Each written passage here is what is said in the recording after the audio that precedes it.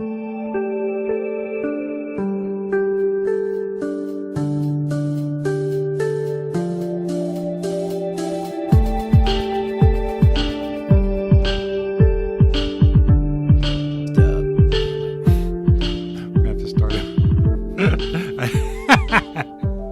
didn't hit the record button. Oh, God. I'm glad I checked it. Okay.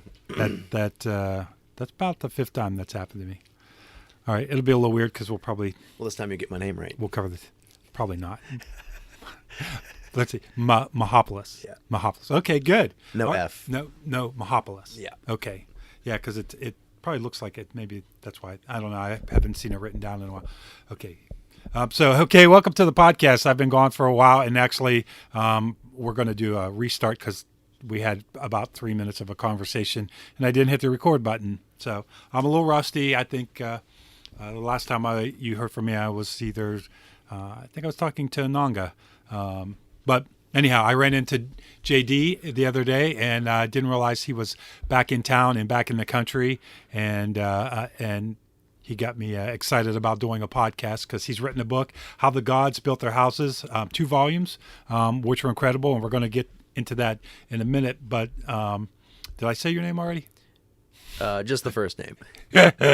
we were joking about how maybe this time I could get the name right, and then I forgot to say it. JD Mihopulos. Yeah, that's it. Yes, and we're joking how we both have names that are hard to pronounce, and I as an author, he goes by J. Daniels, and maybe I should go by James Joseph or James J. Joseph or something. Yeah, there you go. Yeah, somehow get away from the Wodarcyk because nobody seems how to pronounce it. Although the podcast is named after me, so maybe that ship has sailed. Maybe it just makes it more meta. People have to think about it. It's more pseudo intellectual. Well, one of the things about the name of the podcast being named after me, I had a couple other names in mind, and every time I announced that was going to be the name of the podcast, someone would message me, that name's taken. Mm-hmm. Yeah. Mm-hmm. So I finally decided just to name it after myself because then it'll come up easily in the Google search. And, I like bands like Phoenix, but when you put Phoenix to YouTube to watch a video, you get everything from the Phoenix Suns to UFOs over Phoenix. So it's a popular name. I was very fortunate when I did my titling for the book. I Googled it and it did not come up at all. I couldn't find anything. So I was really happy to have landed on a unique title that no one else of report had used. So. And that was the original title that you wanted to go with anyhow? Yeah, Perfect. I got it in one shot. Yeah, nice. So we were reminiscing a little bit. The first time we had met was at the coffee shop in St. Clairsville. Yeah, Grindhouse. The Grindhouse. And doesn't sound like a coffee shop. It doesn't sound like a coffee shop.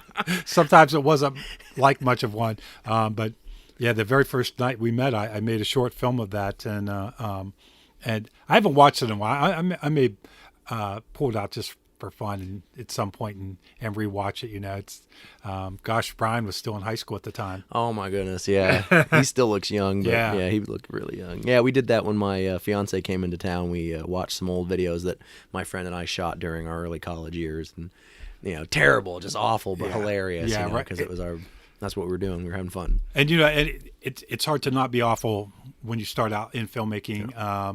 So we mentioned on the part that we didn't record that when I met JD, he had a film production company, did weddings and music videos, and he gave me some good information on things to avoid and kind of made me want to steer away from commercial because I realized that it's hard to make money. It can be. Yeah. And yeah, especially when you're working with these self-involved artists who have no following and somehow think that they're the greatest thing walking. Yeah. When the egos get in the way, it's so tough. One thing I was lucky, independent films, we wrote our own stuff, and the actors were just local people. Some of them were town gate actors, but they're all just happy to be there. Nobody had any ego to really stand upon. So it's kind of the first time for everybody doing everything, and so I feel very lucky to have had so many good experiences, and maybe partially because of our conversation, it had me thinking ahead of the game what to avoid. and that some of these situations can arise. So work with good people, and but yeah, that was a fun conversation, and I remember that from the video I made that it jumped from topic to topic to topic because you also studied martial arts. Yeah, that's correct. Do you still? Yeah, I recently achieved my 5th degree master rank in Chun Kuk Do, and then I studied Muay Thai when I was in Thailand. So yeah, I still study. So is that so? Should mention that JD's back in St. Clairsville area after being in Thailand for how long? 2 years, 8 months. 2 years and 8 months. And what took you there originally? Well, originally I was dating this girl, and she went there for a month just to go. Yeah. And I don't know what happened, but we once she came back, we kind of hatched this idea that we could go there as teachers. Yeah. And do that. And I thought that was a great idea. And at the time, she thought that was a great idea. And we were talking about it and planning how to do it. And for some reason, that ended up being the thing that broke us up. She said that, she told me I was pushing her to do it, and she couldn't, and she didn't have the stomach for it, and it was my idea and all this stuff, and turned out that was just an excuse. She was she had a side guy that she she got with immediately, but but that was what got me on it, was us kind of planning our life, and then I was thinking, God, do I do it by myself now? Yeah. Because before I had someone who had been there. Yeah, yeah. But now it would just be me, and I was like, I got to do it. So I quit my job. I got my certification in TEFL, which is Teaching English as a Foreign Language, and got picked up by a recruiter fairly quickly after that. And within a month and a half of job hunting, I was off to Thailand. Wow. Yeah. And did you teach English over there? Was that your primary job when you were there? Yeah, that was my job. I did. You could do private teaching on the side, and that's really lucrative. You actually, depending on where you are, you can get paid more an hour than doctors get paid. Oh wow! More an hour. one of my girlfriend's friends was a doctor, and he found out that I was making $500 an hour on teaching privately. Funny. Yeah, and he got mad because he makes $400 an hour as a doctor. Now, granted, I only did maybe 5 hours a week. Yeah. Of the privates, but had I been doing it steady, full time, I would have been richer than him. And the cost of living over there is pretty decent, from what I hear. Oh yeah, I had a two-story house for $150 a month. Oh, that's crazy. By myself. Yeah. Oh, that's cool. It's funny. My friend Steve Shandar Allers, he was in a band with me, and long after I moved away, he decided that he'd always talked about wanting to live in other countries, and so he was going to go abroad and travel all around the world, teaching English as a second language. And he's in his classes, and he's sitting next to this girl, and she's doing the same thing. And he basically, I don't want to get married. I just want to be a vagabond and travel. And she had the same thought in mind. Yeah, that the regular life in America, the suburban 9 to 5 with kids and all that, that's not for me. And I think they were both kind of dedicated to the idea of traveling the world solo and having this adventure, and that was the path they were going to take. And I guess, as the story goes, while they were in class together, they kind of fell in love or got together, and now they still live abroad. And the last I heard, they, every year or so, they would go to a different country or a different place, but teaching English as a second language, and they have 1, maybe 2 kids now. I haven't really kept up with them too much, other than to kind of hear that part of the story when I ran into him a few years ago. So you kind of had the opposite experience. Wow. That's tough, because then you got to secure visas for your children. Yeah. And then you're relocating. That's wild. I don't know if I had that in me. Yeah, I suppose if you're embracing it as a lifestyle, and you probably become very good at that. Yeah. I've been watching, I just bought an adventure motorcycle, a BMW, and it's the same bikes that they used on Long Way Round, Long Way Down, where they go from England to through Russia and China, get on a boat, cross the Bering Strait, and then come down from Alaska all the way across America. And then the other one, they start in Scotland and they go all the way down to the southern point of Africa. And Wow. The one thing about these trips that next to, like, your bike's breaking down and accidents and things like that, are the border crossings. The amount of, they had a full-time staff for months working on getting all the visas and everything ready, and every time they came to a border, everybody on the crew got tense because one little piece of paperwork and of course Thailand was famous for changing the requirements without telling anyone. Oh, really? Oh, yeah. Yeah. And so you just never knew what was going to happen. Thankfully, I didn't get caught in anything like that that I can remember. One of the crazy things they did do was after I completed my first contract, I was going to go to a new school because my recruiter's business went under. Oh, okay. And they weren't going to do it anymore, so I had to jump ship before it sank. Well, in my passport, I had stamped 1-year work visa for, I think, March, specific day in March. Well, they required a letter from the previous school saying that I'd completed my duties and the date upon which I'd completed them. Sure. And it was dated, for a few days before the visa was to expire. Yeah. Well, for some odd reason, they decided to use that letter as precedent, or they said that the letter would trump my passport. Oh, okay. And so I had technically overstayed my visa, Oh. even though I didn't. Yeah. I was like, what? They thankfully the new school paid the fine. It's like 500 baht a day.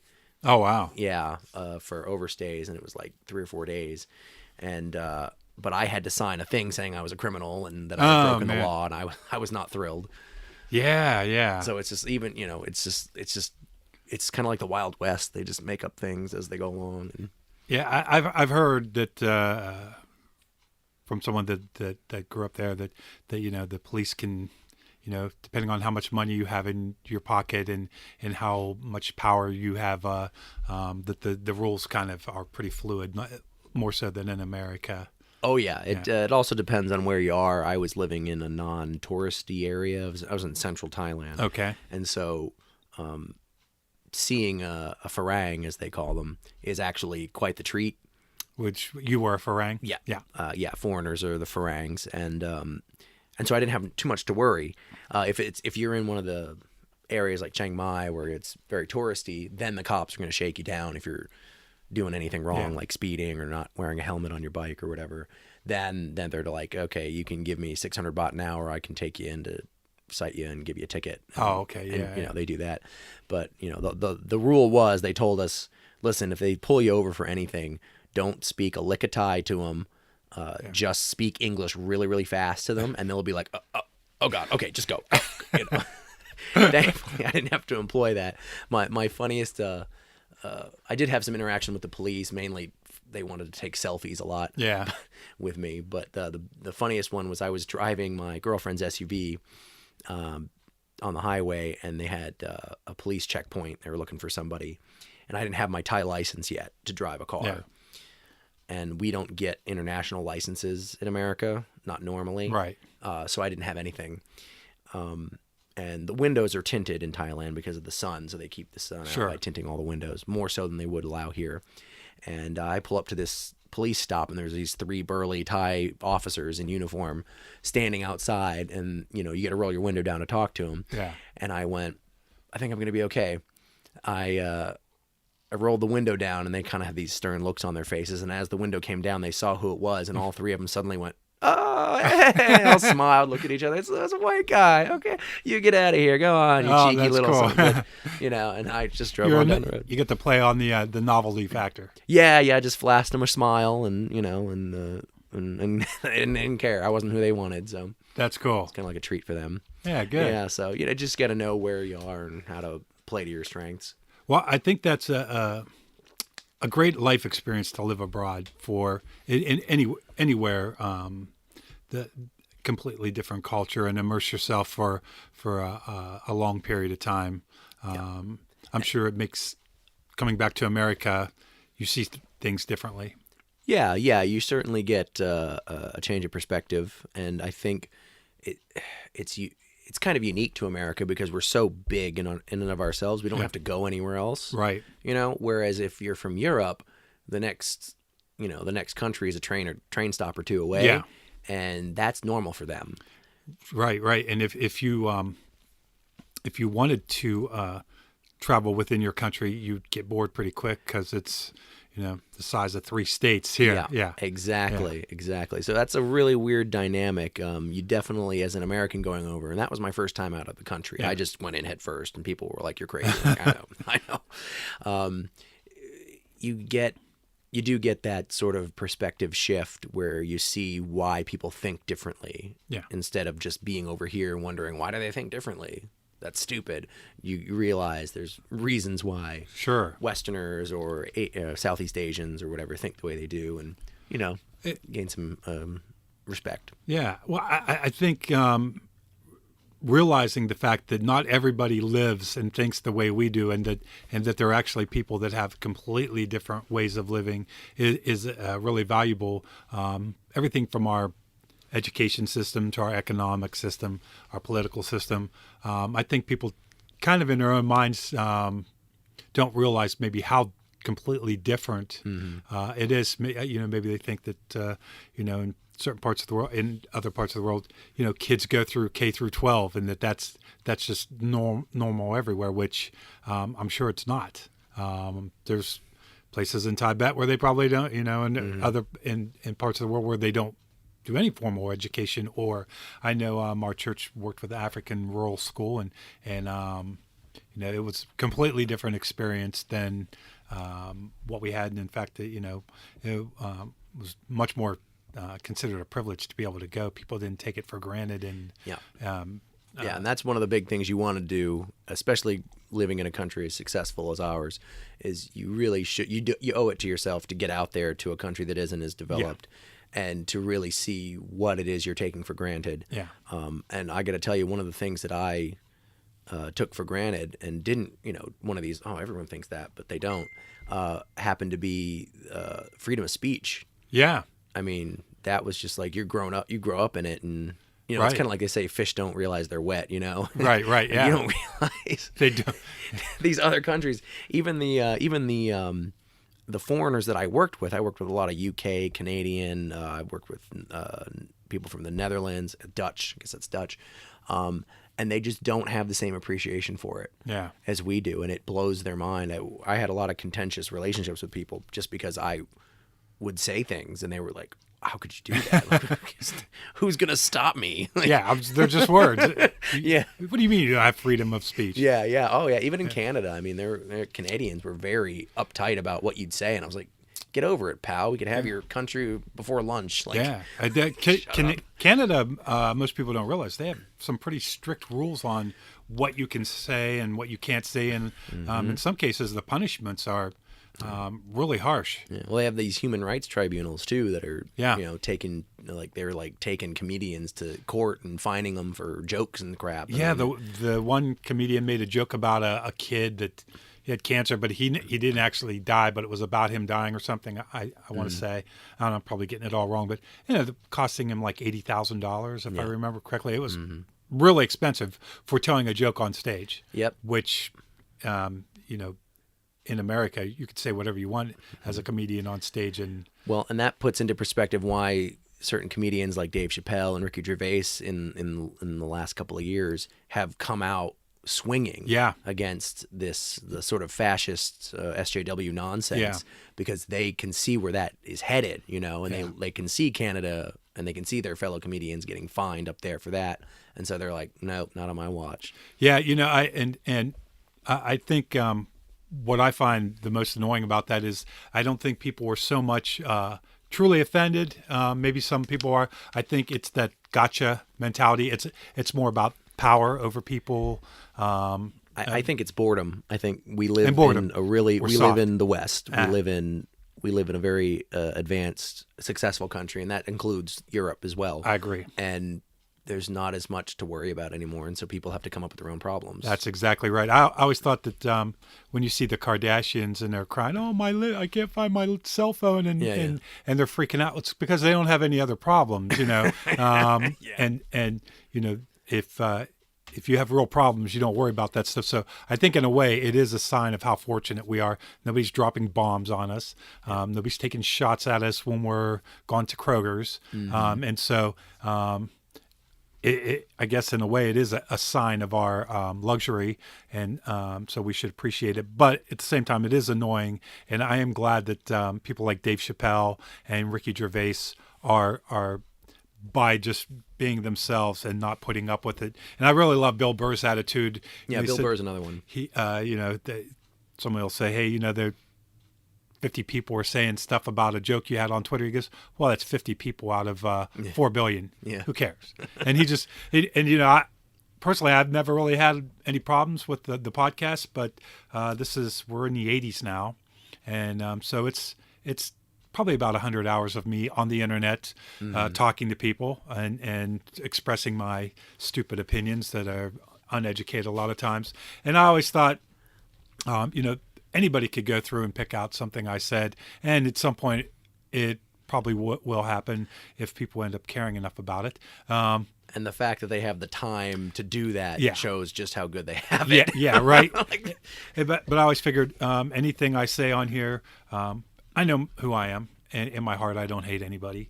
I don't have a problem with gay people. I don't have a problem with people of other ethnicities or anything. So if I make a joke, or if I get something wrong, or if it's a feminist issue that I spoke out of turn and someone's offended, I wasn't doing it to be an ass or to be cruel to anybody. And if I misspoke, I'd apologize. And if they were just being jerks, I would ignore them. And so I kind of had to decide if I wanted to censor myself, and I don't really do the Chappelle route where I say anything outrageous, kind of, you know. But then I'm not Dave Chappelle, and I wield very little power.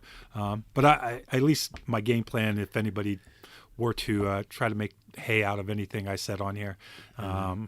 Well, just try to have a reasonable discussion with them. You know, I mean, the outrage culture often precludes that. They just assume already that you're a racist, bigot, homophobe. Yeah, and they want you to be. They need you to be a certain way so that they can fit into the image of who they are. And it's really more about the person making the comment, the person complaining, than about what they're complaining about.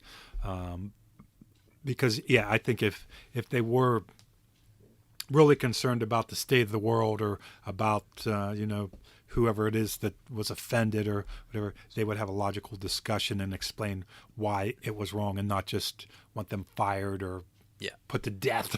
They're not out to make the world a better place. They just want to make the world a more miserable place.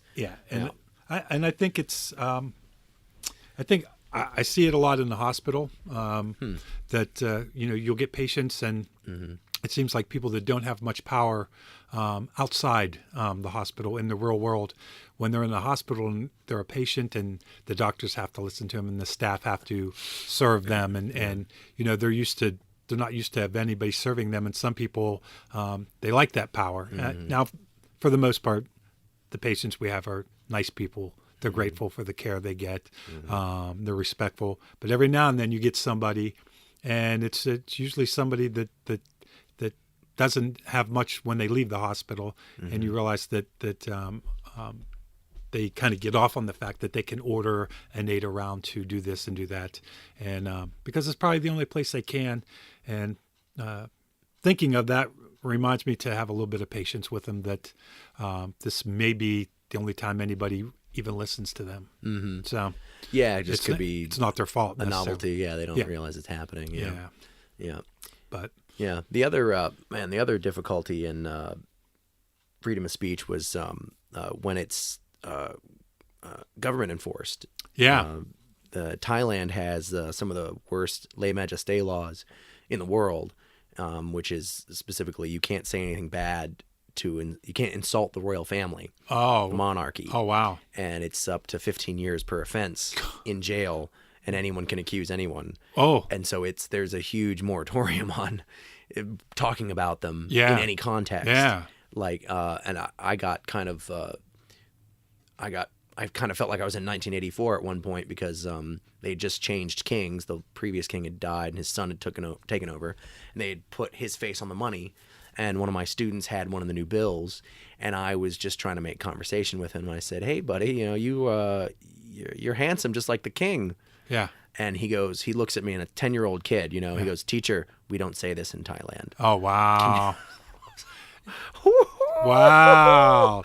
Yeah, that's the most subtle of comments, but so off limits altogether. Yeah, completely off limits. I meant nothing negative about it, but I mean, maybe in their culture, comparing yourself to the king is a no-no, Well, and that's interesting in itself that whoever's in power at the time is on the money, where we have dead guys. If we don't change the money every time we get a new person in power, which kind of speaks to that the power is meant to be fluid and not stable, and it's not meant to last for a long time. There's right now we're in a weird situation, and I don't like to get into that part of politics because I think minds are firmly entrenched in whatever camp they are.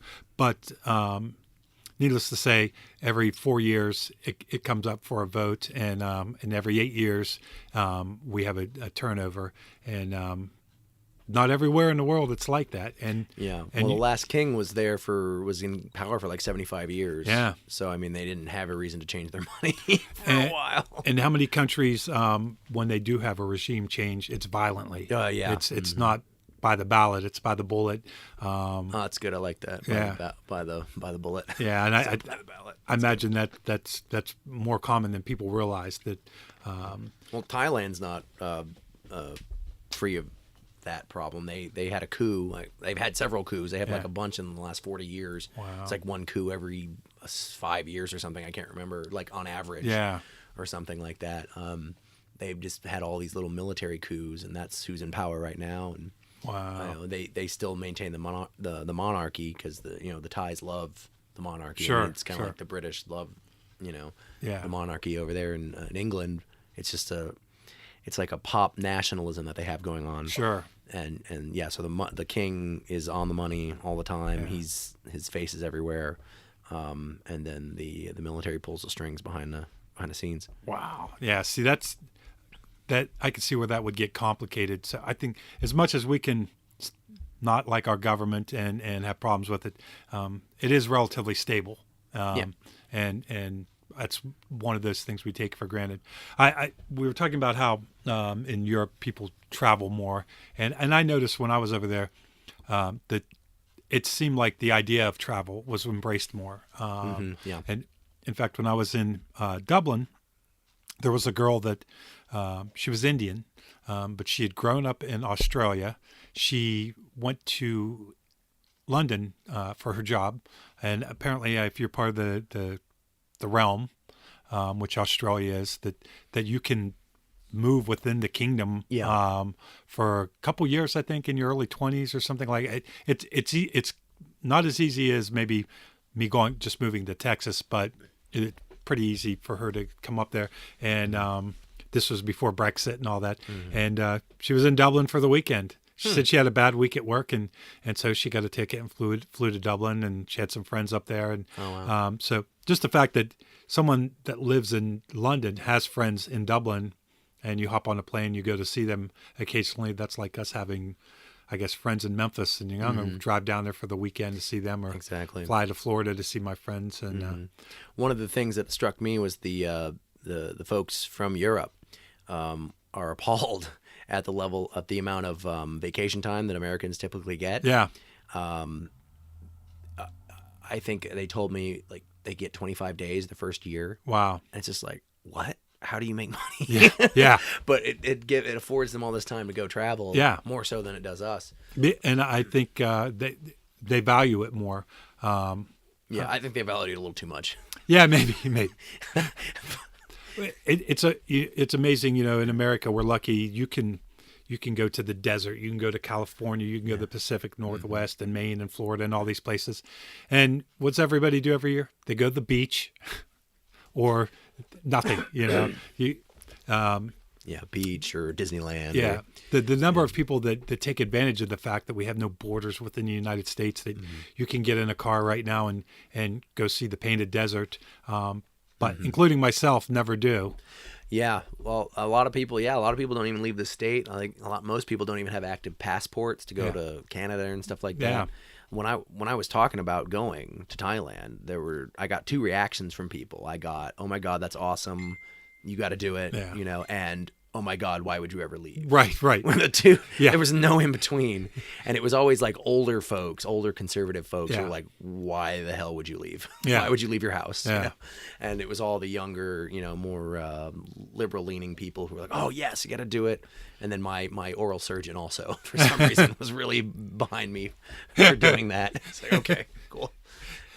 I wasn't raised in a family that traveled a lot. We went to SeaWorld for a weekend every summer because my dad, his busy time of year was the summers. And so as I'm getting older, I'm trying to embrace traveling more. And like I said, I have that bike, and my plan is to throw a tent on the back of it, and I have a rain suit and heated everything now finally, and and GPS and all that stuff. So there's a lot of places in America I've wanted to see, and you can do it very cheap on a motorcycle with a tent. But it's not the most comfortable sometimes. Last year, I took a little trial trip to Athens on my other bike, and it's loud. I didn't have any saddlebags, so I wore.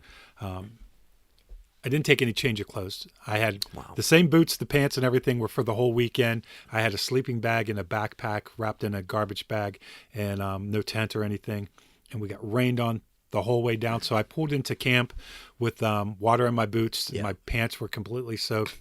My shirt was completely soaked. I did find a washer and stood there in my underwear and threw my clothes in the washer. And I slept on a picnic table in a pavilion both nights. That's rough. And a sleeping bag. And so I don't want to do that again. But I survived it. And would I want to do that exact same thing again? Probably not. But I can't say that I wouldn't for sure. It wasn't so awful that I'd try to avoid those pitfalls. But well, just that you got out of your comfort zone and experience some hardship. That's good. It builds character. It makes you appreciate things that you have. And my theory on comfort zones is that they constantly want to shrink, and so the more you go outside them, the bigger they get. And so I like to go camping in the winter at least once every year, because if you sleep in a tent when it's snowing outside, when you have to walk across the parking lot at work in the morning for 45 seconds and it's cold, it doesn't bother you as much. If I go to bed at night and my upstairs is a little chilly, it doesn't bother me as much. We did a trip last year. We walked it was probably a mile or two through the snow to an Adirondack shelter. We burned a bunch of wood. It was freezing that night, and then walked back. We had to carry everything in, and it was fun. We joked around, but it was rough. But the rest of winter, nothing bothered me nearly as Same with getting soaking wet on a motorcycle on a camping trip, getting caught in the rain coming out of Kroger's. It's nothing. Even riding a motorcycle, coming home from work, and I'd look at the clouds might be starting to. People, what are you going to do? You got to get home. It's going to rain. I'm like, I literally was leaving town. I was up at Sheets when the thunderstorm started, and I rode in a thunderstorm all the way up to Zanesville before it quit. And then about halfway down to Athens, it started again. So I've ridden in thunderstorms far away from home with no change of clothes. I'll be all right getting home. It sucks, but I'll be all right. And you can do it. You know you can. Yeah. And I think that for people that pursue a life of comfort, which we do often, it becomes that sitting in that favorite chair of yours in the evening with your favorite meal and a nice hot drink and your favorite shows on TV, and you're still not comfortable. You're still not satisfied. You sound like a British person. You get done eating this great dinner and you're like, I think I need some ice cream. Because you just you're always there's always that one more thing. If once that comfort zone it'll shrink down to nothing, to where nothing comforts you or makes you satisfied. It's almost like it's built in that way to make you want to get up and go do something. Right. It's like a call to adventure. It sort of happens automatically. I for the longest time, well, not the longest time, but for probably about 6 months, I would fast one day a week. And then I just recently started, and I'll tell you, for a guy that's always been overweight, you fast one day a week, it makes you appreciate food on a different level. And it is a certain sense of accomplishment, and mentally, I gain a lot from it. I think there's some health benefits to it as well, but I think just mentally, well, just breaking your brain of the thought that, oh God, I have to eat something right now or I'm going to die. Right. Like, oh, I could actually feasibly go a day and be okay. Huh. It's amazing. You wake up, I'll maybe start on Sunday night, and Tuesday is when my day to eat again. You would think you'd wake up Tuesday morning and just race for the fridge, but it's odd how you don't really, after a while, you don't really miss it. You don't even, and if you do it weekly, it becomes easier and easier. But I've had so many people tell me that there's no way they could do that. I'm like, you could definitely do that. If you're stranded in your car in a blizzard, you could go without eating the seats. And when I was in Thailand, the heat was obviously the biggest discomfort. Yeah, and the humidity, right? That didn't really bother me, the humidity. Oh, okay. Honestly, it didn't. I've had worse humidity in Ohio, but and maybe that was just where I was in Thailand. But no, it was difficult. I mean, I had to make sure I was wearing shorts and sandals so my feet could breathe, and the material. Thankfully, the materials there breathe pretty well. Yeah. So when you buy clothes there, it's good. But after a while, I mean, I got used to it. I could wear jeans. Like new guys who would come in for the first time, they're like, "Oh my God, how are you doing that?" Been here 6 months, man. You acclimate, You acclimate. And then coming back here, people, it's so funny. It'll be, oh, it's so hot. It's like 75, 80 degrees outside. Oh, the sun's killing me. And you're just like, come on, bring it. It doesn't bother you at all. Right, You're used to like 120, Day in and day out, right? Mm-hmm. Yeah. Yep, sweating at night, I guess you're lucky that we're not having too terrible of a winter. Oh, yeah, that's been really fortunate. Yeah. Now, is this your first winter back? Yeah. Yeah. It is. Have you had any problems adjusting to the cold, or are you kind of easing back into it? Oh no, I haven't. It's been fine. Yeah. Like I work nights outside. Yeah. So I've had some pretty cold nights already. Well, and they could get colder. I'm sure they will. But I'm doing all right. You seem like the kind of person that doesn't bemoan, those kind of things. I think there's a certain. Not after Thailand. Nah. No. I think there's something to be said for getting on with it. I as much as I'm a motorcycle guy and I love that, and winter's no good, no bueno for motorcycles. I still love winter. I wish we had snow. I try to embrace every season because they're coming and they're going to be here whether you like it or not. So why cry about the things you can't change? Instead, try to as much as I'd love to have snow, I'm also loving that I was out working in a garage earlier today with a t-shirt on. So there's a shiny side to everything, but we get a nice 6-inch snow and I get to go out there and shovel my driveway. I'll be smiling ear to ear. Oh yeah. That'll probably give me the most hate. That'll be the thing that people hate me about, is that I said I like jinx snow. it. Yeah. Yeah. Yeah, they would have killed for snow in Thailand. They get some up in the north, in the mountains, but most of the kids have never seen it. Yeah. Not in person, not touched it. And that was the other thing. They have 3 seasons, but and there's winter, summer, and then rainy season. Summer, rainy, and then winter. Okay. And but the joke is that the seasons are called hot, hot, and hot because there is actually a difference, but it's hot all the time. Yeah. Winter is the nicest, and it corresponds with our winter because they're in the same hemisphere, and that's like a perfect summer. Yeah. For us, like if you want to go to Thailand, do it in the winter because it's like between 65 and 85. Perfect. Yeah. And it's great. But in the summer, it's brutal. I mean, the reason why you get 2 months off in the summer is because it's too hot. Yeah. And most classrooms don't have air conditioning, so you can't do anything. So you got 2 months, and then you get a month in October, and I don't know. I think that's just to change the semester over or whatever. But yeah, you still get your 3 months as a teacher. And you get to see seasonal fruits. I mean, even though it's hot all year round, there are fruits that grow seasonally, and you look forward to, here comes June, sweet mangoes, here we go. And so there was, even though it was green all the time, there was still enough variety to make it interesting. To look forward to it, like you're looking forward to shoveling your driveway. When I think about people that live out in Los Angeles and it's the same temperature and it never rains, and as great as that sounds, I think that would be boring after a while, especially Christmas time, and it's still 60 and sunny. And now the rainy season, how rainy is it? Is it very? Is it? Oh yeah, I mean their streets are designed, their sidewalks are designed with canal irrigation drainage ditches basically underneath. Oh wow.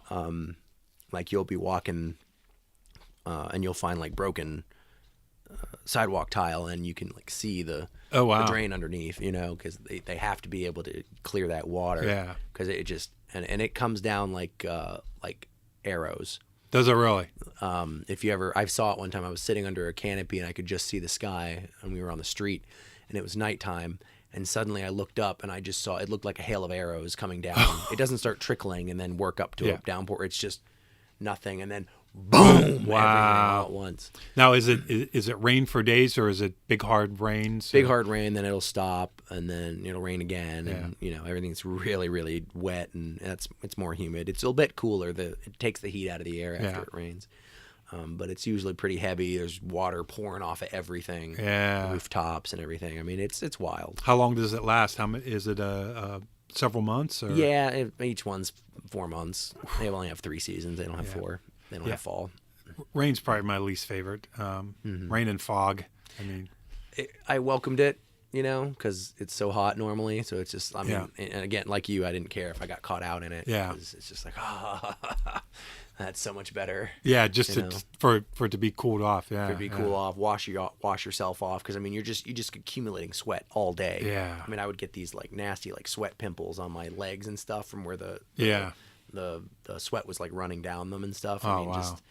It was rough. So it was nice to get a little bath. I remember when I was living in Dayton, and we had a particularly hot summer, and it was the summer before I got air conditioning, and I remember waiting until like 11 o'clock, 11:30 at night to take a shower to go out that night, and I'm like sitting in front of a fan. I had just gotten out of the shower, and I couldn't dry off. Mm-hmm. I couldn't get dry. I couldn't feel not sticky no matter what I did. Too much humidity. Too much humidity in the air. So I just threw on a linen shirt and a pair of shorts and headed down to a bar that I knew that had ice cold air conditioning, and that's the only way you could ever is sitting in front of a fan, and that was just Dayton, Ohio. So I can only imagine That I never had that problem in Thailand. No? I swear to you, Ohio has worse humidity. Yeah, I don't know why. Might just be the But I mean, I'd take a shower and then like 10 minutes later, I'd be sweating again. Yeah. I mean, and I'd be the water would have dried off, but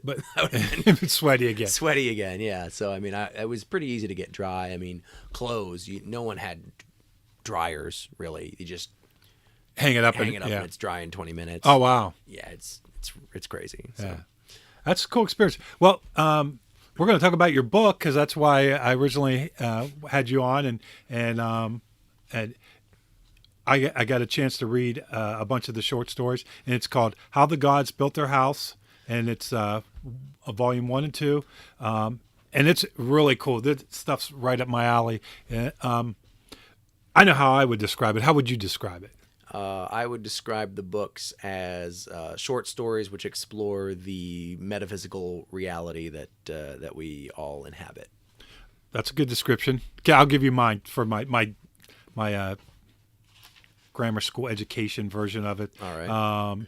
As someone who kind of likes all things spiritual, and I think for anybody that's on a life's journey that's looking to explore life or their own life, or maybe even trying to improve their life, They're great little tales that get you to think about things that we take for granted, to look at life in a different perspective. And I think once you start to do that, you can't help but grow.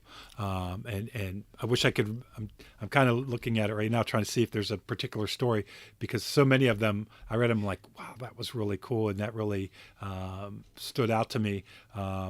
Just even the very first one from the very first book, and maybe you could... The prologue? About the kid that chopped down the tree. Oh, yeah, the He fool. chopped down the fool. Yeah. You want just, so for an example of what's in it, you want to kind of just give a little... Yeah, sure. So, well, I'll just give you an idea of like where my mindset was, and then we'll get into that story. Okay, perfect. So I was really inspired by books like the Tao Te Ching, Confucius's Junyung, the poems of Rumi. I really enjoyed very brief stories, and the books aren't long. Yeah. They're potent, there's a lot in each story. Sure. And that's how I felt reading stuff like the Tao Te Ching. You might get 4 lines on a page and the rest is just white. Yeah. And it just says something so profound, and you just set it down and you're like, I have to think about that. Wow. And it's like I have this book of poems by Rumi, and I can't get through it because I pick up a poem and I read it and I'm like, oh my God, I have to sit back down and just think about it. And then I don't come back to the book for a week. Yeah. Because it's just thick, with all kinds of really interesting insights. And so you just can't read it from cover to cover like a book, you just pick one. That's kind of how I did it. Where I just pick one and read it and go, oh man, and then take your time. I love the less is more, lots of impact without, The fluff. the need for a bunch of other words.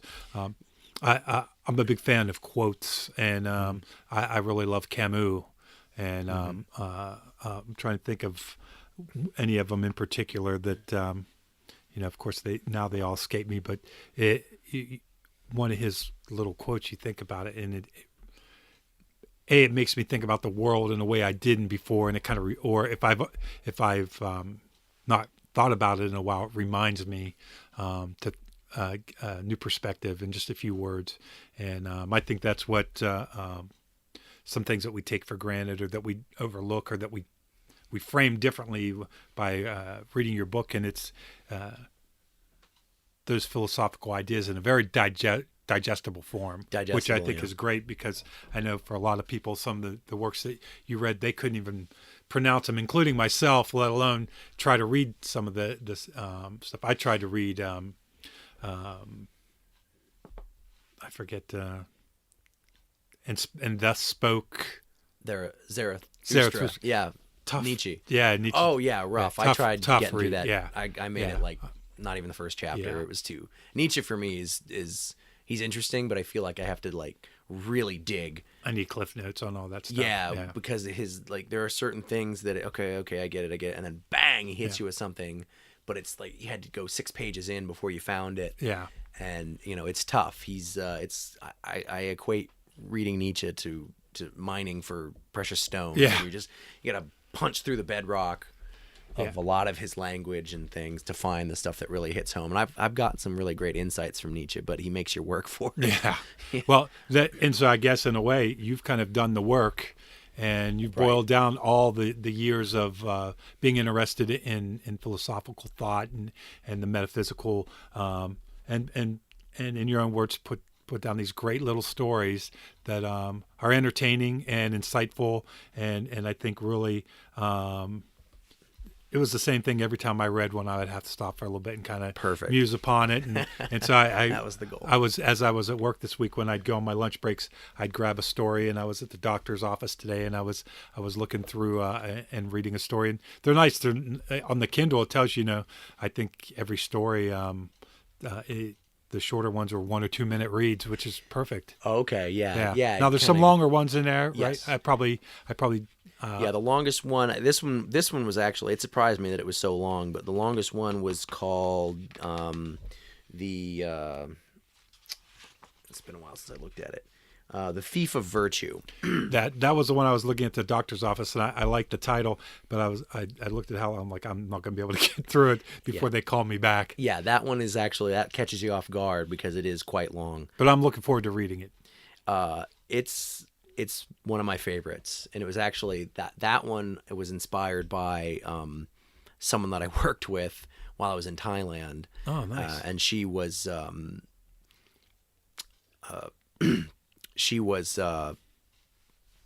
well, first of all, I should say the thief of virtue. It's a Confucius idea. It was the he said the goody goodies are the thieves of virtue. That's a Confucian statement, the goody goodies. And that's a colloquial, goody goodies. I don't know what the exact word was that he used, but essentially the do-gooders or the goody goodies are the thieves of virtue because they make a show out of something that should be sincere. And this girl was, she was the worst. She was from Portugal, and we headbutted lots because I was just not feeling what she was throwing down. But it was all about the values that she was going to pass on to her students, and she would have the kids put up these really insipid posters about like, if you see someone carrying something heavy, help them out, you know, and if you see, you know, make sure to smile, it makes people's day better. Yeah. And that was like, it was so empty, and she was doing it for the sake of doing it and not for any deeper reason. Yeah. And there were so many things wrong with it. We actually got into a sort of a heated discussion. She got heated. I was fine. Yeah. In the office about all this, and I was kind of rebutting a lot of the things she said. Yeah. Oh, that's what it was. So she got a buddy. Me and another colleague were talking about what would happen if we witnessed a murder, and you know, like a mafia murder or something, and we had to either go into witness protection or just, you know, or get killed by the mafia guy. Yeah. You know, and I was like, I'd go to the mafia guy and he'd be like, look, man, I don't give crap right. what you're doing. You don't have anything to worry about. You don't have to tail me. You don't have to kill me, threaten my family. I'm fine. Your business is your business. Yeah. I don't even know what I saw. Yeah. Like, it's not going to happen. I would go straight to him and tell him that. And I could tell, I saw her in the corner of my eye, just kind of giving me the stink eye. And she goes, well, you know, there's something called altruism. And I was like, first of all, lady, that's not, that word doesn't mean what you think it means. Like, well, you know, I actually got into a debate on Facebook about whether altruism actually exists and the self-serving nature of it. Right. And well, as soon as you know that you're being altruistic, you're not. Yeah, exactly. That's what I told her. Yeah. She was not happy. And it's funny because a lot of us will see those kind of people and we'll get annoyed at them, but we don't really know how to put it into words why we feel that way. We just know that we're annoying, and we probably skip to the most guttural word to call them. And I think by analyzing what it is about them annoys us, also helps us recognize in ourselves where we are similar, and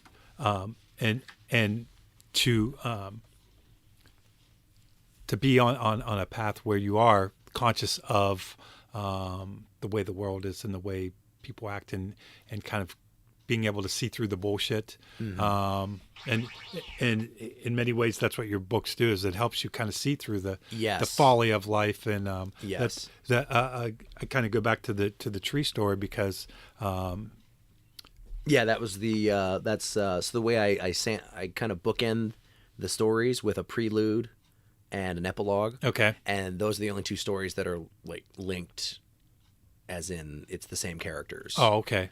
And it kind of bookends the stories. It gets you in the mood, and then has something to say about the whole thing that you just went through.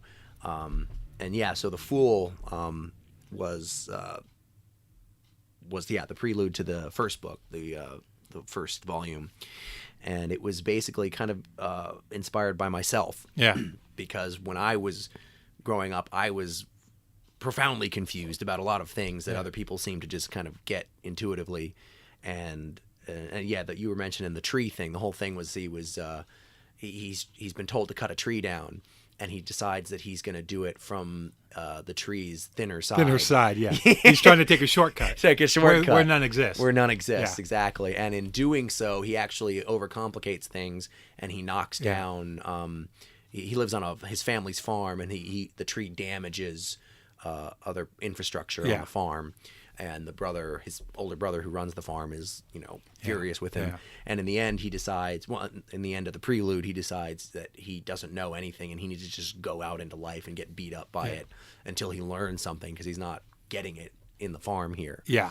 And so, and that's how you kind of, the Fool is a very archetypal character. It's even represented in tarot cards, where the Fool goes all the way through the tarot and eventually obtains the whole world. Oh, wow. And so we all start out as the Fool, some of us more foolish than others, but the idea is it's nothing to be ashamed of. It's the call to adventure. You need to get out there and learn something. Yeah, and I think that's a good point to make, that it is, the fact that, acknowledging that you are the Fool and that you need to take the journey. There's no shame in that. Mm-hmm. I think it's worse to not realize that you're the Fool. Yeah. It is. And it's the unaware Fool and the self-aware Fool. Yeah. And those are actually two things you don't want to be. You want to be just the aware Fool. Yeah.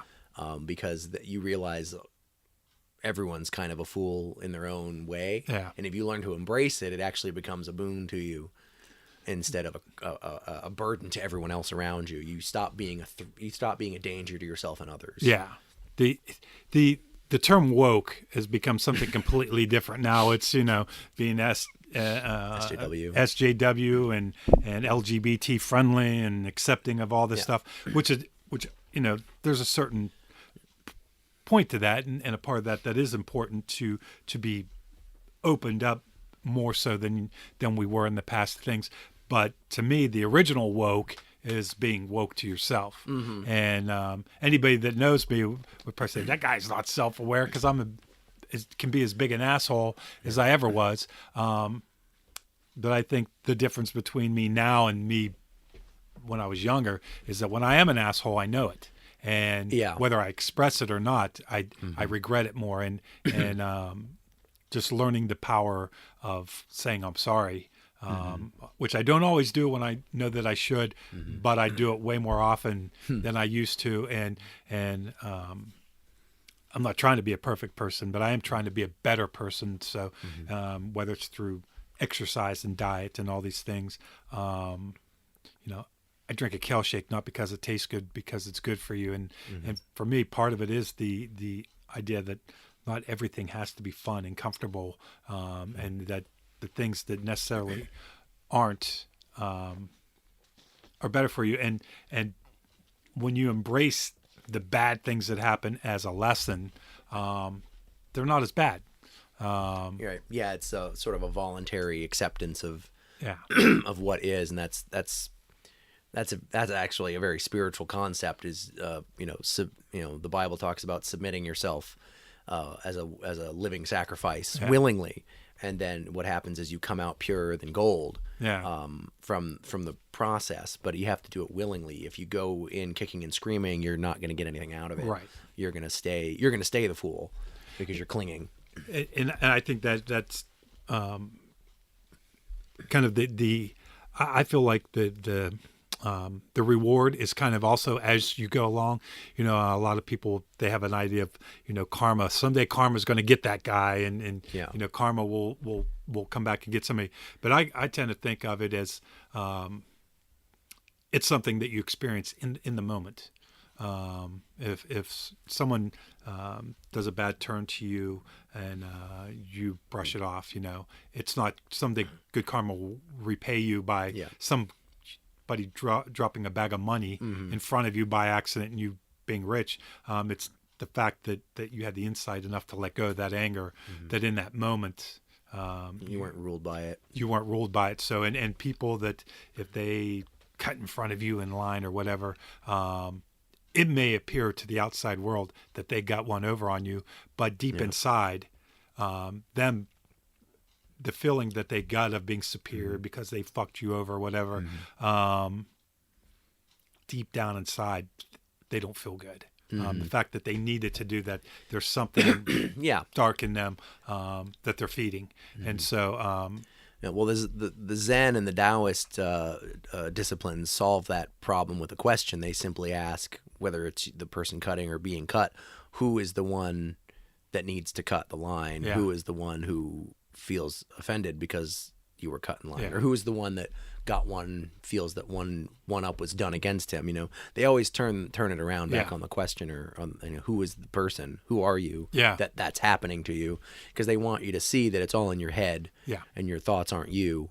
And that's one of the paths of enlightenment, is realizing that you're not, these things don't have to bother you. And that it is a choice, that you can decide to not let it bother you, that you can decide to just let it go. Well, they want you to realize that there isn't anyone to decide anything. There's just it's okay. Without, you don't even bring that into the equation. Oh, I see. Yeah, you're just there. Yes. And they say no one can nail a peg into the sky, and they're trying to say you're the open sky. No blemishes can be drawn upon you. Wow. See, well, that's a good way to put it, because even as much as I like to think of myself as someone who thinks about this stuff, and that even I have a hard time grasping that concept of yes, some of those deeper things. But I like the way you put it. You can't nail a peg into the sky.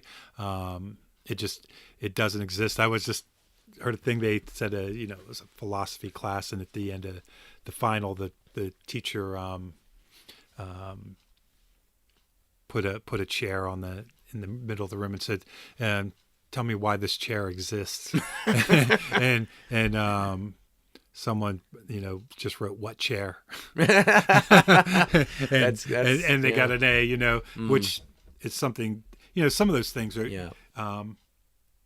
For me, the answer isn't quite clear, and I think sometimes it's the pondering of it that's important, more so than the answer to it. I definitely think. My saying when it comes to does God exist or not, I always say it's the question that everybody's supposed to ask, but they're never supposed to find an answer. It's until you, if it does, I guess if God does exist, when you die, you find out. I think that if it could be proven beyond a doubt, it would be. It wouldn't be any fun if you could be proven. I guess the point is that it's not meant to be right. To be known or unknown. So anybody that claims to know that there is no God, or that there is a God, or what God and Jesus and everything wants, or at the end of the day, nobody really knows. And that's... Well, all of human history is the attempt to figure out how best to conduct yourself in this world as a conscious being. It's the law. It's sort of the study of metaphysics, which is what religions have been concerned with from the beginning, and so all of these different things that we concern ourselves with, the thinking, is it we're trying to kind of tap into the secret, and figure out how best to conduct myself. Is it even worth it? I think it was Alan Watts said there's only one major philosophical question, and that is whether or not to kill yourself. And I think that's a byproduct of the Western mindset, always trying to figure things out. When you were talking about that chair, there's an old Zen story about a monastery. The master, they needed to open up another school, and so they needed to appoint a master to that school. And so the master of the old school brought his disciples together, and he laid a wooden pitcher on the ground, and he said, tell me what this is without making a statement that is positive or negative. And that was the test. Yeah. And one guy said, you can't say it's made of wood. And he's like, no, that's not it. And people tried. Well, there was the janitor was sweeping up in the corner. He was a monk too, but he was the janitorial monk. And he walked over and he just kicked the pitcher over and walked away and went back to sweeping. And he got the job. Because in the Zen, in like the Zen thought process, words and arbitrary representations of things aren't those things. Only what they are is what they are. Right. So what is this thing? He kicks it. Well, it's that. It's what just happened. Yeah. And that goes into the whole thing where they say there is no doer. There's only happenings. Right. Everything's just happening, and there's nothing driving it. It's funny that I was just chatting with someone online about the painting.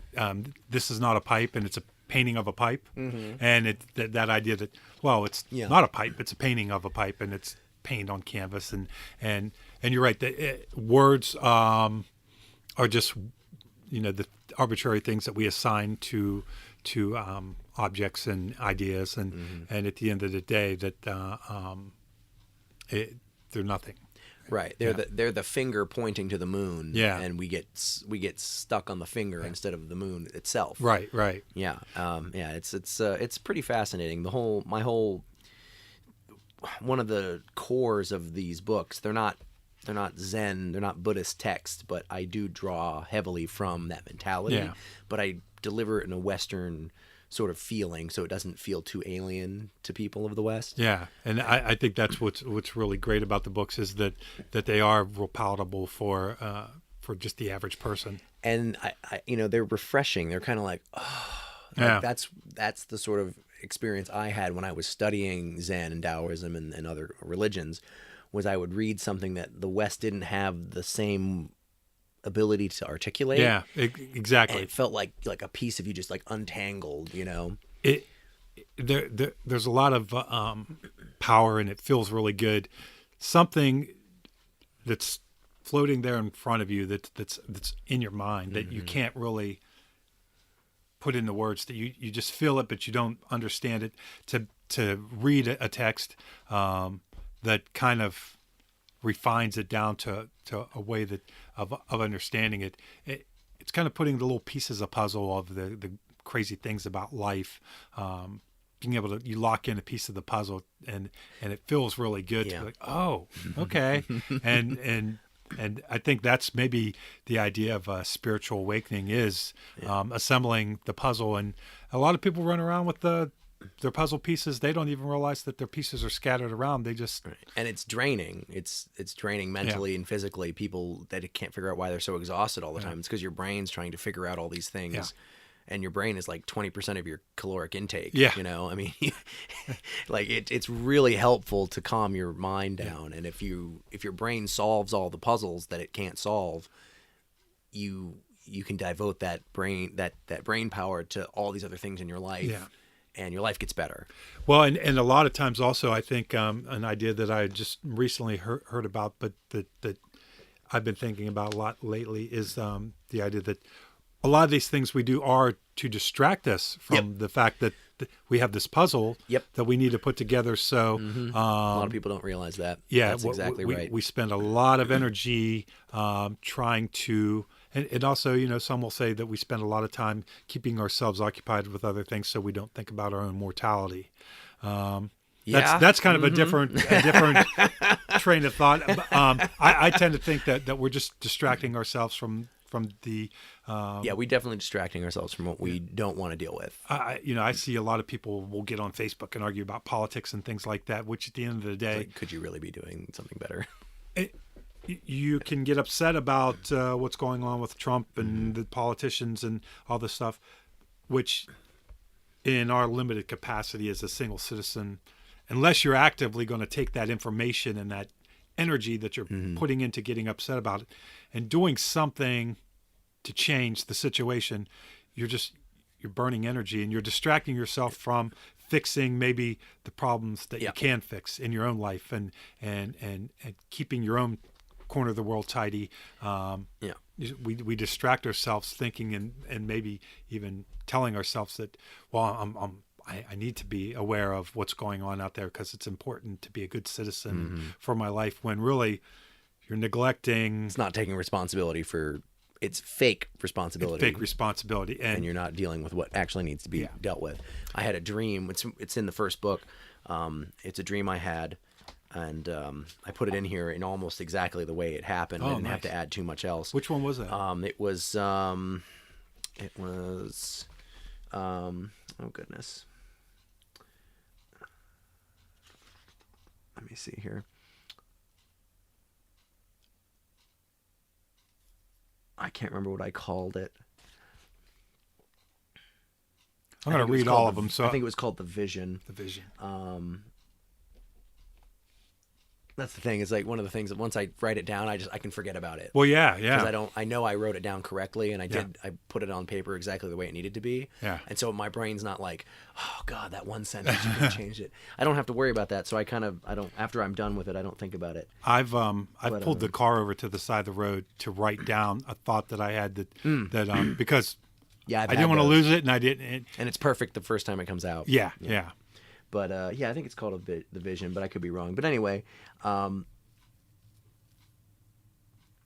so the dream was I was running through this forest, and it was at night, it was at daytime, and these black tendrils started floating through the woods, chasing after me, and they were kind of like serpentine, but they could move pretty quickly, and they weren't bound to the ground, and they were whipping through the branches and stuff, coming at me, and they're gaining on me. And I start climbing. I start going up, and I'm able to climb these trees really fast. And I think up's the only way. Yeah. And as I break the canopy, it's no longer day; it's night, and it's a super clear night with all these stars, and the moon is out. And it's sort of like I jumped or whatever, and it all happened in slow motion. I jumped, and I was above the canopy, trying to escape these like snake-like shadow things that were chasing me.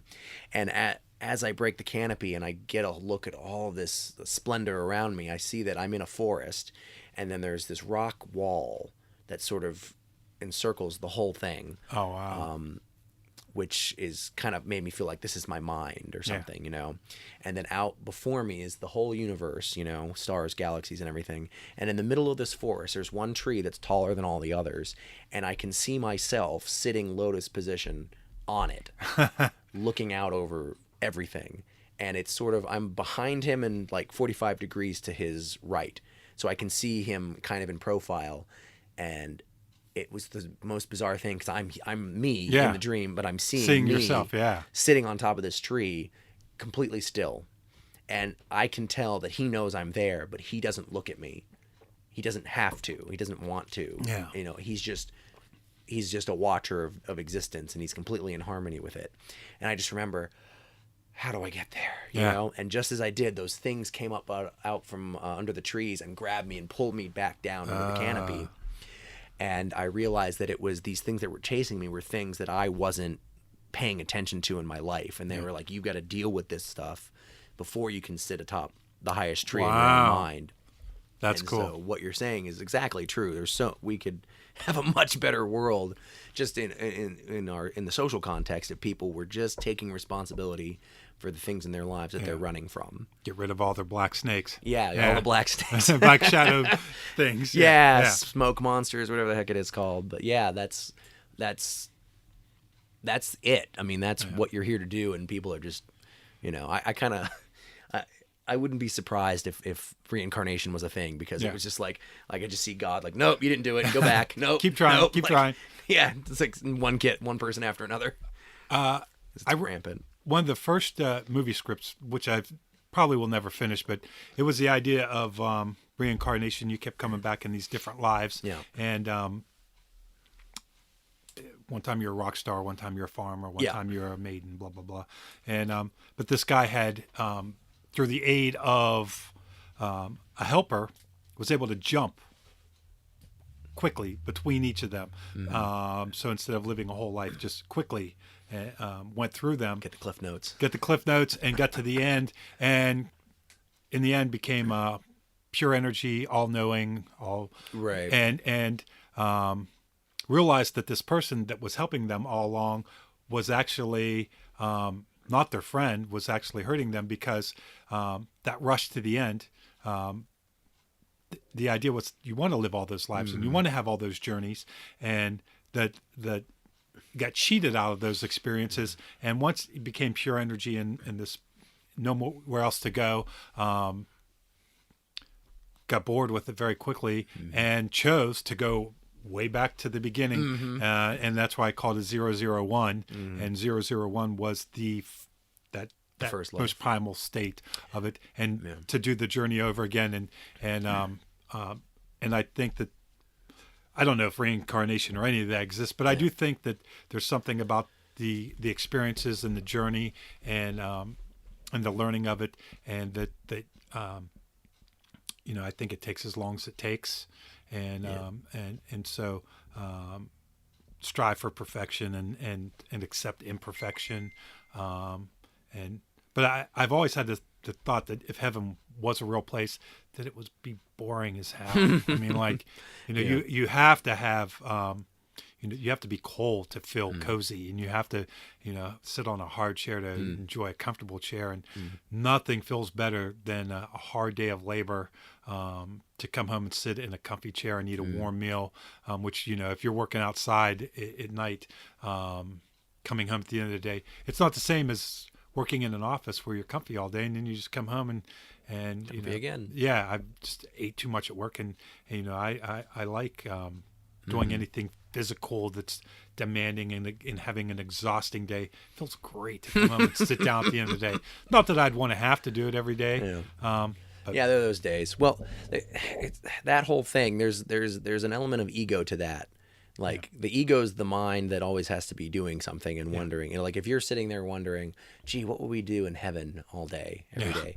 There's a bit of an egotistical, not in a bad way. It's just your ego is the thing thinking about it. Yeah. There's a scripture in the Bible about these saints. I think it's in Hebrews, maybe Revelation, maybe Hebrews, but it's these elders or saints, and they circle the throne of God for eternity, and all they say is holy, holy, holy. And you're sitting there reading that going, well, that sounds boring as all get out. And until someone explained it to me, God's infinite. Yeah. And so it doesn't matter how many times you go around, you always see something new about it. Oh, right. And so that's why they're always crying, holy, holy, holy, because they're blown away by the magnificence of existence. Well, and it's not a punishment, or it's bliss. Punishment if you're still an ego. Yeah. That drives the ego crazy. But if you've let go and you understand the beauty of existence itself and you see it, it's not. And I had another dream about that in particular, and it was one of the things I wrote about it in the second book. That dream went into the second book, and it was called Something Special. And in the dream, I was me and some friends we were driving in our truck, and we went up to the mountains, and we met with this guru. And the guru invited us into his hut or whatever, and he had a little, whatever village.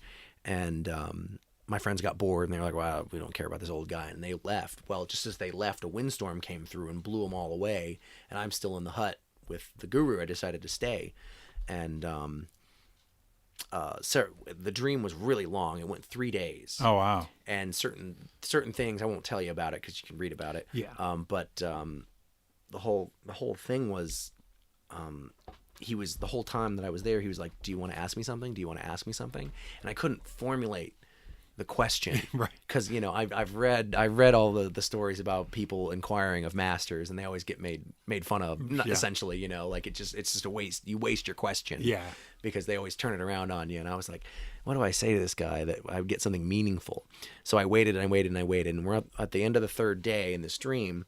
We're sitting by his pond on the dock. And he looks at me and says, so have you, do you know what you want to ask me? And I looked at him and I said, would you say something special?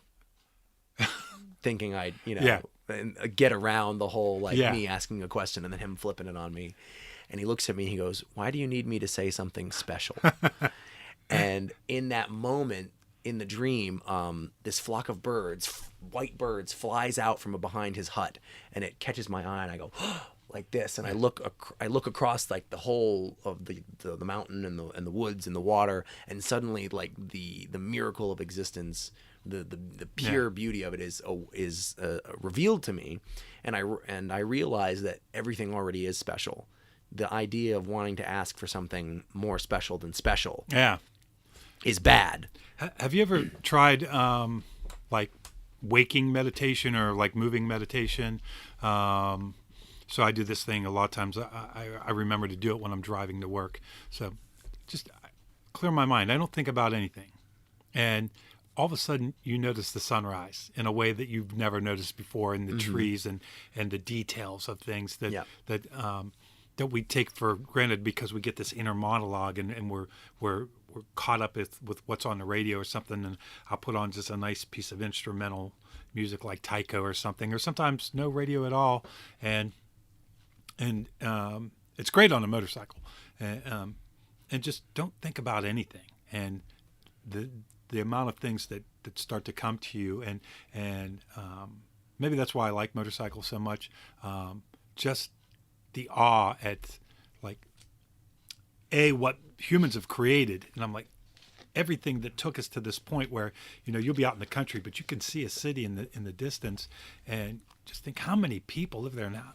It's amazing that all this functions in a way, and then you get out in the country and you get to have the thought of you see an old barn and you think about how the things there, but even more so just the beauty of whatever it is that you're going by. There's the grove of trees and do it all the time. Yeah, and it's I find I do it more with impermanent things like the sky. Yeah, because you never see the same sky twice.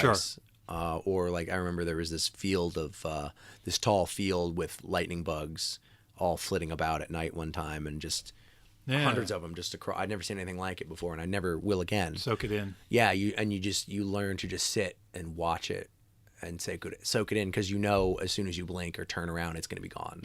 I encourage anybody that's listening to this that next time the thought comes to you, just stop wherever you are. If you're in the mall, I don't care if you're in the McDonald's. Yeah. And try to take in that experience the way you would a beautiful overlook, where you pull off the side of the road and you see this beautiful vista or whatever. And just try to see if you can get in that state of mind of appreciation. Now, a McDonald's is particularly hideous, but you could find it even there. But and one of the things that I used to do with photography is I'd just take a little pocket camera, and it had a pretty decent lens on it, but it had a mild zoom, but it was a party camera. You do it birthday parties, but I always thought, standing in one place with that camera, with its limited capabilities, it's amazing how many great photographs you can take. And so that kind of informed me on just how in everyday life to try to see the beauty of what exists. I want to kind of go back something, because on one hand I said that I thought that heaven would be boring if it existed, but the other thought I've also had was that the afterlife, it's probably something that the human mind can't comprehend, that it is so wondrous and amazing, and that I'm probably wrong, that heaven probably isn't boring. I just can't comprehend the perfection and the love you feel and all that stuff. It's impossible for a mortal human being. Well, the universe is just full of surprises is all. Yeah. And that's the name of the game. If we knew everything, there wouldn't be a reason to get out of bed in the morning. And the fact that we're going to die, it's the finite part of life, which on one hand sucks, also makes it more precious. And if we live forever, what would be the point of a lot of things? Yeah, that would be, it would depend. I mean, it wouldn't be a sort of, if someone were able to live forever, it would be because that person could handle it or needed to. Yeah. Like, I found that when it comes to metaphysics, not everyone, the universe is subjective. Yeah. Like no two people follow the same rules. Yeah. Like, what's bad for you is great for me. Right. And so, when two people jump off a cliff, they both fall. But if two people go for, the same thing in life, they get radically different results. Right. And it's because they're radically different. I haven't gone into it in my books, and I'm going to probably do it in the third volume that I'm working on now. But there's this concept in science called superdeterminism, and it's that all outcomes and measurements are predetermined before the Big Bang, before the Big Bang or at the Big Bang. Yeah. Everything was set. Like us here, we were always going to be here doing this because it's a measure. In essence, it's a measurement. Yeah, that it's all existing at once, and we're just experiencing this. Well, it's like, think of it this way: if I have a controlled environment and I take an object that I've controlled for the weight and everything, and I know how high I'm holding it, and I have a tub of water, and I have all this stuff, I can calculate based on continued experiments, how big the ripples will be from that drop, how long they'll persist, and the waveform that they'll create. Well, what we don't often realize is whatever we get, that was always what was going to happen. Right. But because we haven't seen it yet, we can't predict it. But it's only when we can reproduce it over and over and over again, But the fact, we forget that the fact remains that it was always going to be that outcome before we even knew about it. Right. And that is basically superdeterminism. Everything already has a predetermined interaction outcome with everything else. That includes people. Wow. Yeah. Yeah. Okay. I get what you're saying, that atom A was going to always collide in atom B and then push atom C in the same direction, and so on into infinity. And if you repeated it a million times, it would always go the same, because once A triggers B, triggers C, triggers D, D can't trigger F. It's going to trigger C or whatever. Yeah. Right. But the complicated thing is that this is all happening in time as well. So we can never go back and do another James Wodarcyk. Right. And see it happen and reproduce it again. It'll never happen again. So we live in the illusion that things are by chance. Yeah. I mean, things express themselves in odds and chance and statistics, but on the individual level, it was super determined. Yeah. Essentially. Now, is that a theory that you subscribe to, or is it just one that you're aware of? Yeah, I think it's probably right. Really? Yeah. It's they were using it to experiment on quantum entanglement. Yeah. They were trying to figure out if it was actually quantum entanglement or if it was something else that looked like quantum entanglement. Oh, wow. And the conclusion they came to was that they couldn't know. Yeah. Because I think because of this possibility of superdeterminism. Oh, okay. If everything's superdetermined, then we have no idea whether or not it's A or B. Right. And I can't remember how they arrived at that, but I read that and I went, yeah, that makes a lot of sense. It's funny, as I get older, the more I'm interested in physics. And I was going to mention one of my buddies that was he's an atheist. And one of the things that he said to me once that really always stuck with me is, he believes that when you're dead, you're dead. You go back to the dirt and that's it. And he said, all the more reason to make every day count, because that's it. This is all you got, is this one life.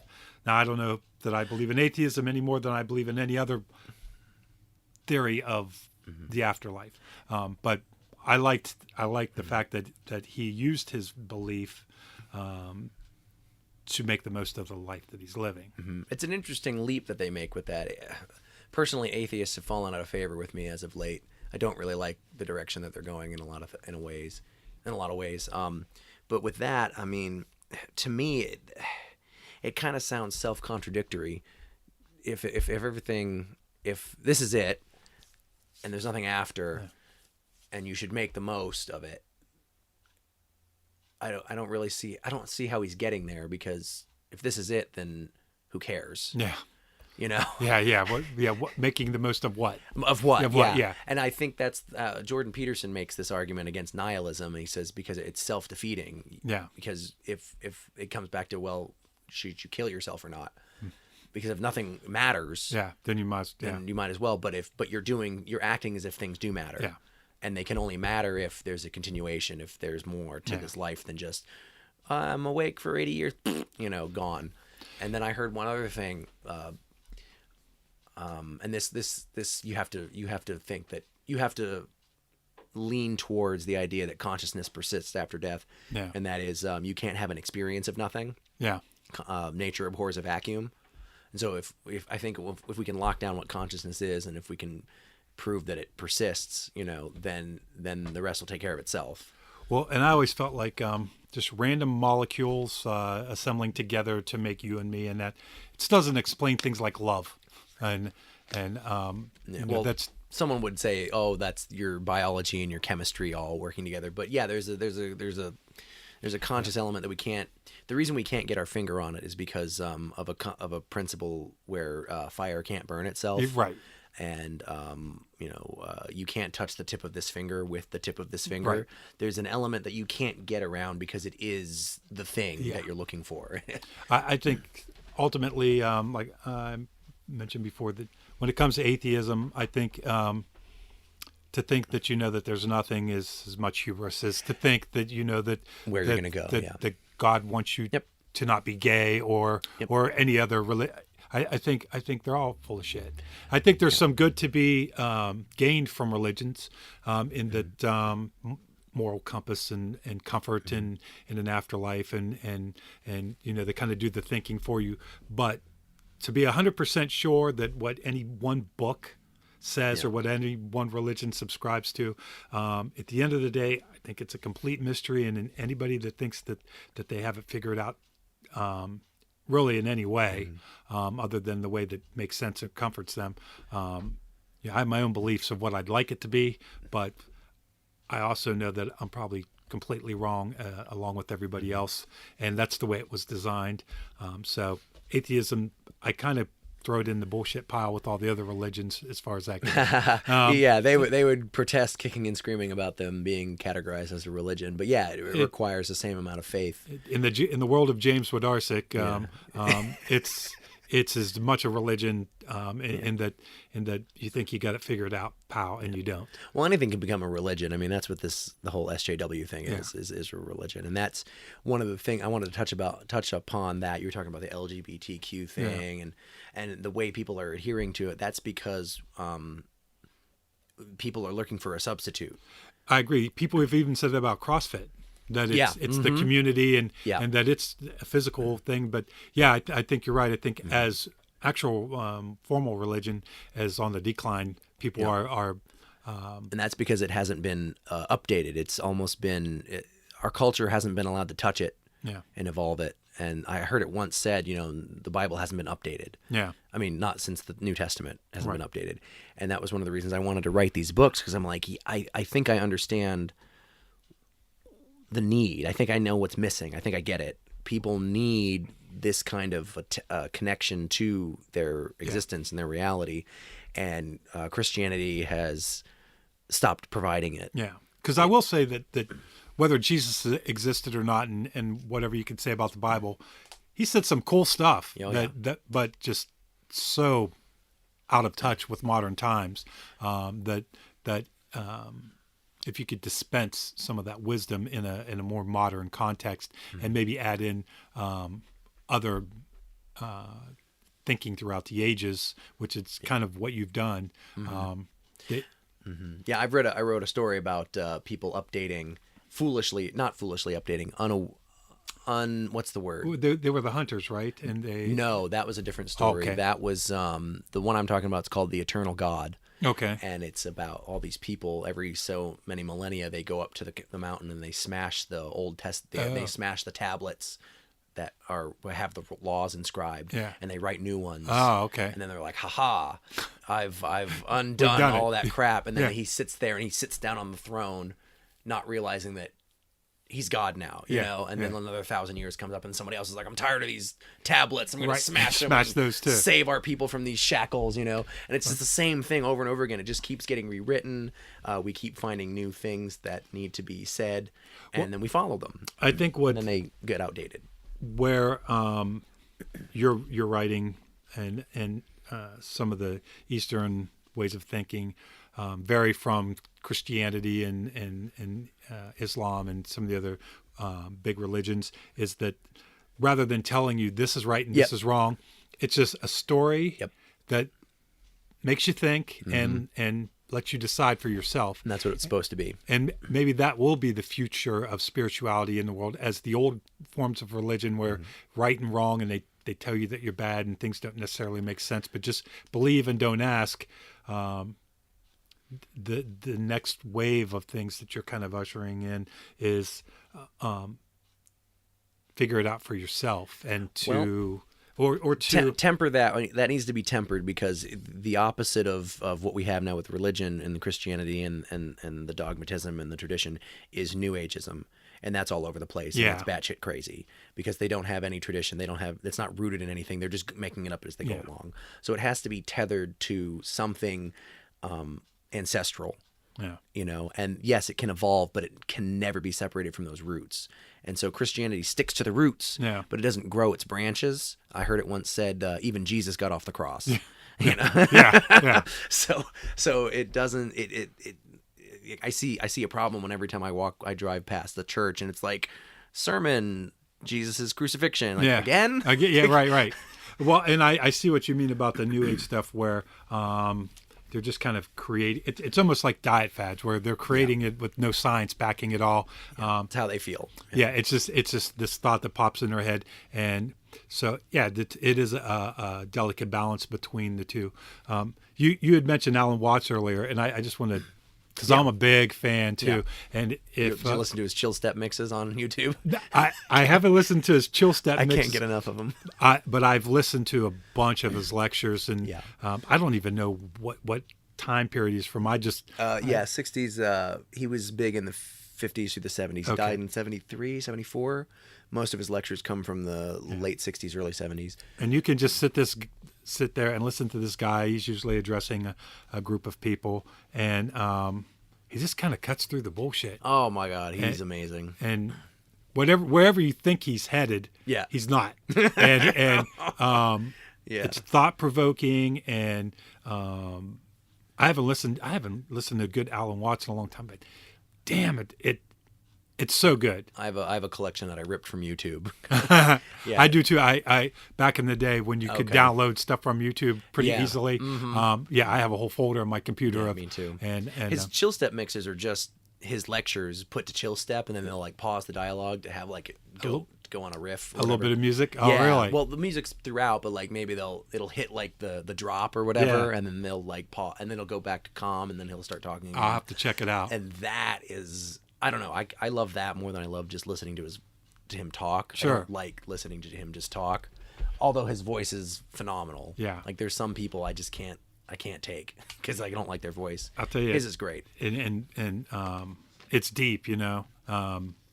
It's one of those things where you listen to a lecture and you almost feel like you have to pause it to let it all soak in. Yeah. I mean, I can definitely him and Krishnamurti.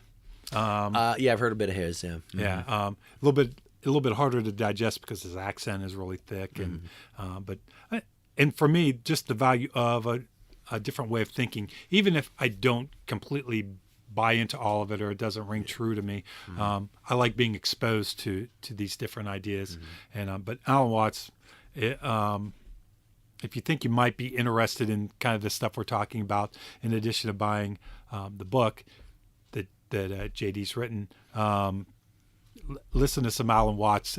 It's really cool. It's not filled with the bullshit that some of the other stuff. He doesn't preach. That's why he doesn't preach. Yeah. It's like my books. He doesn't. They're not preachy. Yeah. You don't have to believe in them. Yeah. And he says he's an entertainer. Is that right? Yeah, he says is that how he describes himself? Yeah, he's an entertainer. Yeah, because I had an interesting experience at this.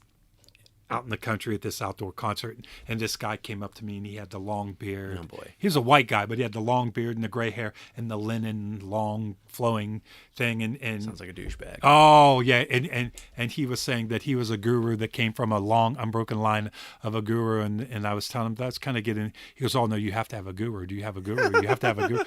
And I said, "Life is your guru." Yeah, I said, "Well, but."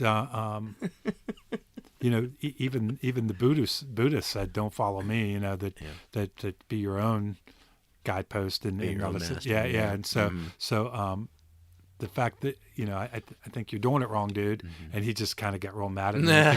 But he was a poser, and he fell into it's like the handlebar mustache of the yoga world or whatever. And just the fact that you felt the need to walk around with the long beard and linens and have the look, I'm like. If I was going to believe in somebody or take lessons from somebody, it would be the dude in the hoodie and the jeans and the comfortable shoes. That's like, man, I don't know anything, but this is what kind of like I take more from you than I would from him because you're just a regular dude saying this is what I believe and how I feel of what I've experienced in life. And authenticity is hard to fake. It is. By definition. It really is, because the minute you try to be authentic, you're not. You're not. Yeah, it's like the minute you try to be altruistic, you're not. I think the reason why podcasts, and I've said this on here a million times, why people like listening to podcasts, because two people just having a genuine conversation is in person looking each other in the eye like we are now. It's just something that you don't get interacting with people via text on Facebook. And gone are the days of the long drawn out talks at midnight by a fire. You know, I mean, people just don't do it anymore. And even when you run into someone in a bar, you go out to dinner with friends, people are looking at their phone and they're distracted. And there's something about the fact that we have a microphone on and we're recording it, that we're staying focused and we're being a little bit more thoughtful about what we say. But at the same time, I think that makes us access maybe our truer self instead of just on the fluff of, what have you been doing lately? Oh, nothing. We want to. Yeah, it's a weird turn society's taking with all that. I don't know. So I don't know. It's going to be to the point where people like us aren't going to know how to function. Well, you see, in public. You see, with younger people, especially, they all claim they have social anxiety. And that's because they don't self-diagnosis nonsense. And I think that they do have. I don't know if it's social anxiety, but they certainly are anxious and don't know how to talk around people because their interactions are online, where you have time to think about it, and there's no pressure. You can Google it if you're not sure. And I just don't think that Facebook is real. I mean, it's not a real interaction. Artificial. It's artificial. I mean, there's a certain. I like that people that I haven't seen in a while or that I ordinarily wouldn't have any contact with, that I can touch base. But you say things to people on there that you wouldn't say in real life. Yeah. It's a different format. And I go out to dinner with my boys, LD and Scott. We try to go out to dinner every 2 weeks at least. And because to me, that's the real friendship. Us bullshitting online is not the real friendship, and I give credit to my friend Scott, who kind of left all the group chats where we would post memes and bullshit and stuff. Oh God, it's not real communication. So if I feel like I haven't seen him in a while, and I'm look forward to seeing him when I go to dinner, it's because we don't have these meaningless conversations that, which is exactly what they are. And so it kind of we keep it more in a we're keeping it real, I guess, to a certain extent, and it's easy to fall into that substitutes enough of a social interaction that you end up not having any. That's exactly why these kids. Apparently, it's a big thing now to get these emotional support animals. I was just up at my alma mater, and one of the professors I know up there was like, "Yeah, all the kids, it's this new fad. They're all getting these emotional support animals in the dorms and crap." And I'm like, what? Yeah. Well, and you need a parrot to get through the day. And they have trigger warnings and all that. And I think that the best thing you can do if something triggers you is to just experience it. Yeah. Because you get triggered enough times, you get immune to the trigger.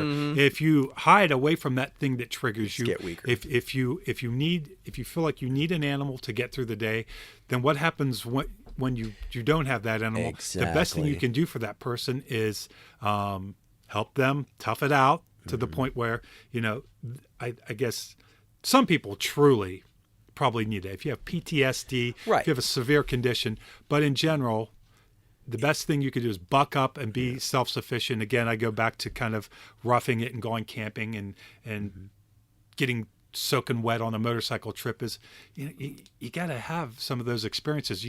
I think everybody that wants to make soft, what do they call that, the nerfing of the world, the nerfing. You want to make soft edges for everything. You're not doing anybody any favors by making everything easy and having them avoid anything that might upset them, because the world's tough. It's cruel. If we didn't have parents that raised us and with enough money to go to a college where we live in a dorm and we have plenty of food to eat, you'd realize how cruel the world really is. Have someone drop you off in the middle of a forest somewhere for 6 hours without a chair to sit on, and you realize how cruel the world really is, and any illusion of safety and comfort, that's all it is. I mean, once that stuff is taken away, you find yourself without any defenses. You're not ready for it. So you think it feels great, but then it actually spirals you downwards instead of upwards. And that was, again, one of the things I loved about Eastern philosophies. When I was a kid, I was very hypersensitive. Yeah. Everything drove me insane. Everything drove me nuts. Things had to go the way I was used to it. Yeah. and discomfort and things like that really, really just drained me and caused me a lot of strife, mental strife, pain. And so when I found Eastern philosophy, it was all about not having anything to protect you from this stuff because there are no guarantees. Well, that's just it. No matter how much we try to protect the kids with their animals and their trigger warnings, something is eventually bad going to happen. Yeah. And so the more little bad shit you handle, the more big shit. The better you can handle. That's what I guess kind of roundabout to the comfort zone things. Once I started doing CrossFit, and it's challenging every day, and I don't do it anymore. But by purposely taking on things, I started making movies. I didn't know anything about it. I had no formal training. I didn't know anything about a podcast. That's how you learn. Yeah, and the more you put yourself in uncomfortable situations and you figure it out, whether you crash, you jump off the cliff and you build a parachute on the way down, and whether you crash to the ground or you don't land gracefully, you're not as afraid of going off the edge of a cliff anymore. That's right. And so the more I get out there and do things that I'm afraid of, or that make me nervous, the less I'm afraid of them. I've done a few public speaking things here and there, and the more I've done them, the easier they get. The longer motorcycle trip that I take, the less nervous I am about it. The more I of a commitment of trying some new project. I was a handyman for a while. I didn't know anything about it, and there were some days I was going to job, and it was pretty scary because I'm like, I really don't know what I'm doing, and these people do. And even going to a movie shoot where you're the director, they think I know what I'm talking about, and I don't. But there's a lot of faking it till you make it. Yeah, but I'll tell you what, after a while, you just have the confidence of, it's less faking it till you make it and just having the confidence of whatever the situation is, I'm going to figure it out. Yeah. So I knew riding down there in this thunderstorm that one way or the other, I'll make it through the weekend. Comfortable or not, I can get through this. And that has benefits for the rest of your life because you have a confidence now. Yeah. Because you face that thing, and that bleeds into everything else that you do. And so there are these types of people that you run into every once in a while, where you feel like nothing can shake them, and they have this sort of charisma about them because they've taken the beatings, and now they're sort of polished, more so than other people, and they're almost like magical. You're like, how are you real? And it's because they've submitted themselves as willing sacrifices to life, and they've gone through those things, and they've been sharpened, and they've been polished more so than other people are willing to, because it's a painful process. It is painful. It's a very painful process, and it can be embarrassing and scary, and and so you can lose a lot. Yeah, and on the way. The saying that the most valuable lessons are the ones that were the most painful to learn, and you think about the times when you've had your heart broken and or had some really low moment in your life, crawling out of that, getting out of that, and experiencing that, you gain so much more from that than from when things are easy. And you can look at it like going to the gym. You can go to the gym and have a milquetoast workout, and you're going to get a milquetoast result, or you can go and work really hard and come out of there exhausted and no pain, no gain, I guess. Although when it comes to working out now, as I get older, I'm starting to try to work smarter, not harder. Yeah, that's a natural course thing. Yeah. Nothing to be ashamed of there. The last thing I wanted to touch on, and then we keep talking, but I was reminded that when I ran into you at the winery, you read my tarot cards. Yeah. And I was surprised that a guy like you read tarot cards, because I didn't know anything about it. And I always think of women with too much jewelry, some gypsy lady in the tent somewhere reading tarot cards. But you gave me kind of a whole new understanding of it. And, coming from you, someone who I respect, and you're a thoughtful guy. But, and I remember, I want to say that, I don't remember the reading. You don't remember the reading, No. but I remember there was a couple things that you said that I kind of stuck with me, because I was like, that kind of sounds like I might be heading in that direction. And sure enough, I was. And but I really enjoyed it. I remember once there was a guy trying to remember his name. He was really into pyramids, and was it Luther? But anyhow, I was at a party, and he was just one of these guys that was really deep, and he felt like he could look into your soul. And he's really calm and really thoughtful. And I remember saying to him that, man, I think this is going to be my year. I think I'm going to do like really cool things. This is going to be when I come of my own and everything. Did he? Well, and he looked at me and he says, this is going to be a good year for you. He says, but this isn't going to be the year that you peak. He goes, he's just going to be 4 years. Wow. But he was right. Like the trajectory that I was on took 4 years. Yeah. But I thought it was interesting because you'll have a good year. He goes, but this isn't this isn't the year. This isn't the year. Yeah. And it was kind of 4 years after that where I kind of crested a certain hill that I had been climbing for a long time, and I thought it was interesting that he was able to take me to that point. But yeah, well, it's actually it's interesting that you brought that up because the tarot was sort of my first experiment with taking something that was traditionally accepted as being a certain way and completely revolutionizing it for my own purposes and blowing people out of the water when I used them because they're like, wait, what, hold on. Yeah. Because they'd never had readings like that before, or their conception of the reading wasn't what I gave them. And basically what I did was I took the superstition out of it. Exactly. And that's what you do. That's what you have to do with all this mystical stuff, to really get to how valuable it is. And whether or not these cards can predict the future, I don't think it is that. I think they're very insightful, and they get you thinking about they trigger you to think about things more clearly. They help kind of funnel your thoughts onto certain things and go, oh yeah, that. And I mean, that's at the very least, that's what they are. At the very most, they are a condensed version of superdeterminism. Yeah. Where somehow the link of consciousness connects us with that superdeterminism. It's almost like what's it called? I said it earlier. Oh Christ, I forget when the molecules are the atoms are connected. Oh yeah, it's gone for me. I can't remember the word, but yeah, it's almost like that works with consciousness almost. That's on the far end. Yeah. That's the far end of the theory that it's superdeterminism plus spooky action at a distance. That's what Einstein called it. I can't remember. And I know exactly what you're talking about. I can't remember the word. And I kind of got the sense that no matter what card you put down there, that they're all, to a certain extent, relevant to your life.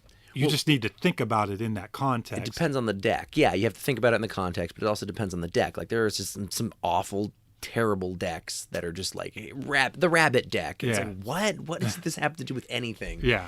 But the ones I use are specifically Zen tarot decks. Okay. Which have really great insights and stories behind them, and actual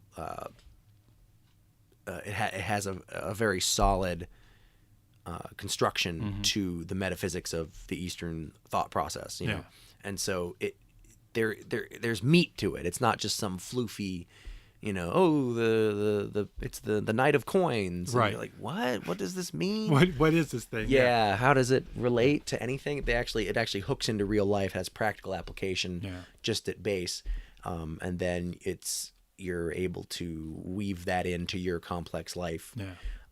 And I really enjoyed them. I actually did some readings in Thailand too for some people, and the Thais actually really were receptive to that kind of thing, because they're Buddhists, and there seems to be a more of accepting of that. And I honestly don't know why they were demonized by the Christians. I don't get it. I don't know why they are so fearful of them. Like I remember when I was reading someone up at the winery, it wasn't you, it was one of Brian's friends.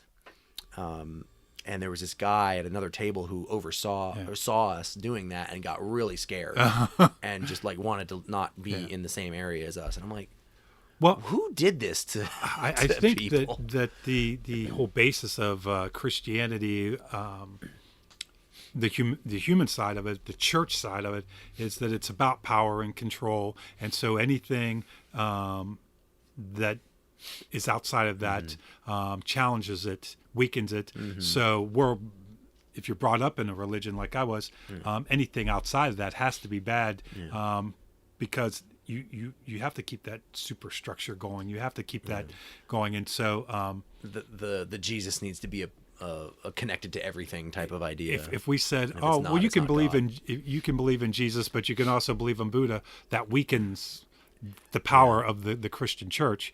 And I think as far as the traditional religions in the Bible and the Quran, I think the one thing that people have a hard time separating is the people that make up the church, and that they all have their own goal in their interpretation of the books, and you have to think, what does the Catholic Church have to gain? What does the Protestant Church have to gain? What does and even though they may be doing good for the people that are under them and involved, and that the people get something out of it, there's still a human gain to be had from that. Well, I think it's why they're afraid. I think it's the fear, the sowing of fear, because you can't control people without it. So I mean, if you give people it's the same thing of having nothing better to do but to make up enemies. It's like we need to make things scary so that people think they need us. I know, like, what little I know about the Jehovah's Witness, and I'm not shitting on any particular religion, but I'll shit on them all day. I hate them. There is a certain thing where isolate you from that. So the more traditions that you have that are not the same, that differ from the rest of the world, the more it's easier just to hang out with your own kind. You don't celebrate birthdays, you don't clink glasses, you don't do these other things, which are all silly if you ask me, but it's just so much easier to just hang out with people that also do the same thing than just makes it harder for you to assimilate, and that religion particularly, and others like it, are about isolation. And so it's very clever how they things come up with their own idioms. Yeah, that are built in that you can't use anywhere else. Yeah, and they're very specific to isolation and keeping you part of it. I think Christianity, it's more the fear of going to hell, and that's sacrilegious. And I remember someone had given me a little jade Buddha pin one time when I was like in high school, and I put on my coat and I took it off, and I'm like, is Jesus going to be mad at me for this? Is this wrong? And now I look back and I'm like, no, I wish I would have had that, because that was a cool pin. Yeah. And what a waste of brain space. I have a Mary statue over there. I just like it because it's a mother figure. You have a Buddha in your house too, I saw. I do, and I have my favorite thing though is the votive candle, but it's Kramer from Seinfeld. Where up on the corner, my friend Allie gave me. That's probably the best of all of them, because that probably represents how I truly feel, that it's just silly, but it's Jesus. A little bit of sacrilege is healthy. Yeah, a little bit of, and then actually the red thing with the circle, it's something from Jewish tradition. You drink wine out of it. I don't know. And then there's a cherub, and that's African, the armadillo. Oh, nice. And there's an astronaut, and there's even one of the away team from Star Trek. So there you go. There's something to be said about reading and studying more than one religion. You know, like that's you see a little bit of that in the books. And that's one of the reasons why I call it how the gods built their house. Yeah. The house is existence, and the gods are just whatever conception, whatever archetype is predominant in whichever culture, And that's I don't choose sides, I don't really give a crap. Like in one, I depict God in a couple of them. God appears in a few of the stories, but not all of them. Yeah. And sometimes in one of them he's a kid, in one of them he's just a voice that you're talking to, and it just there's no set structure. There is a structure, but there's like a central pillar. Confucius called it the unwobbling pivot, and it's the centermost point of existence, and then everything else radiates out of it in all the different possibilities.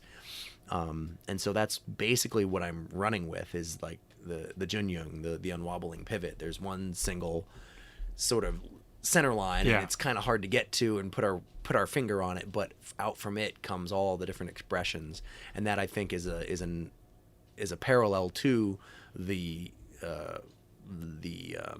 elders circling the throne in heaven saying holy, holy, holy, because it just doesn't matter. It's just everything's so amazing coming off of him because it's infinite. Yeah. And yeah, so I think I still don't quite understand the point of dogmatism. Like, I get, like, we want people to be afraid and we want control, but like, what's the payoff? Like the real deep down in your soul payoff for that nonsense. I think that it's less about your soul and it's more about a payoff for the people that are selling it. You know, and maybe I just give people too much credit. Maybe people are just more shallow than I am. I guess, you know, being raised Catholic, I look at them as selling something, right? And they need you to buy it, and but for me, like, it was like I was dying to know something deeper, and it blows my mind that other people, maybe they are and they don't know how to articulate it. Maybe that's why they get involved in drugs and stuff. They haven't been given the language to say, this is what I'm searching for, and this is why I'm lashing out, or this is why I'm trying to distract myself. Well, and some people, I think they like to accept the thing that they were sold, and then they can put that in a box and close it away. You know, I know my father, he says, why don't you go to church? You need to go to church. And I think, well, but why do you go to church? Mm-hmm. And I think it's just, I go because I've always gone, and that's what I've always done. And then that part of life is taken care of. Shove it to the side, then you don't have to worry about it. If you just go to church and bless yourself and get your communion, and I don't want to deal with it. You know, it's a scary topic. I mean, once you open up that box, like we have, it's crazy. I mean, there's a certain rock to being in that, of just buying the whole thing. There's a certain comfort in that, and an orientation you feel. Yeah. You have it. You know, because you're definitely detaching yourself from the shoreline when you go down the path we have. There was a story that I had heard, and again, I think it's just food for thought, but it was a guy, he was in a car accident, and all of a sudden he's just in nothingness. And a man appears to him and he says, you know, where am I? My family, are they okay? And he's like, yeah, your family, they're fine. He goes, but the old man says, there's not much time, we have to go. And he's like, but my family, are they going to be okay? Am I dead? And he's like, well, I mean, yeah, kind of, you're dead. And I'm butchering the story, but he goes, but where am I? And he goes, I know this doesn't make sense to you, but we've had this discussion many times before. And so we'll just, you know, get back to it. And long story short, the guy had died and he was going to go back to Earth as a 16th century peasant girl. And he said, long story short, he said, you have to live the life of everybody that's ever lived on planet Earth, and once you've done that, then you'll become a god.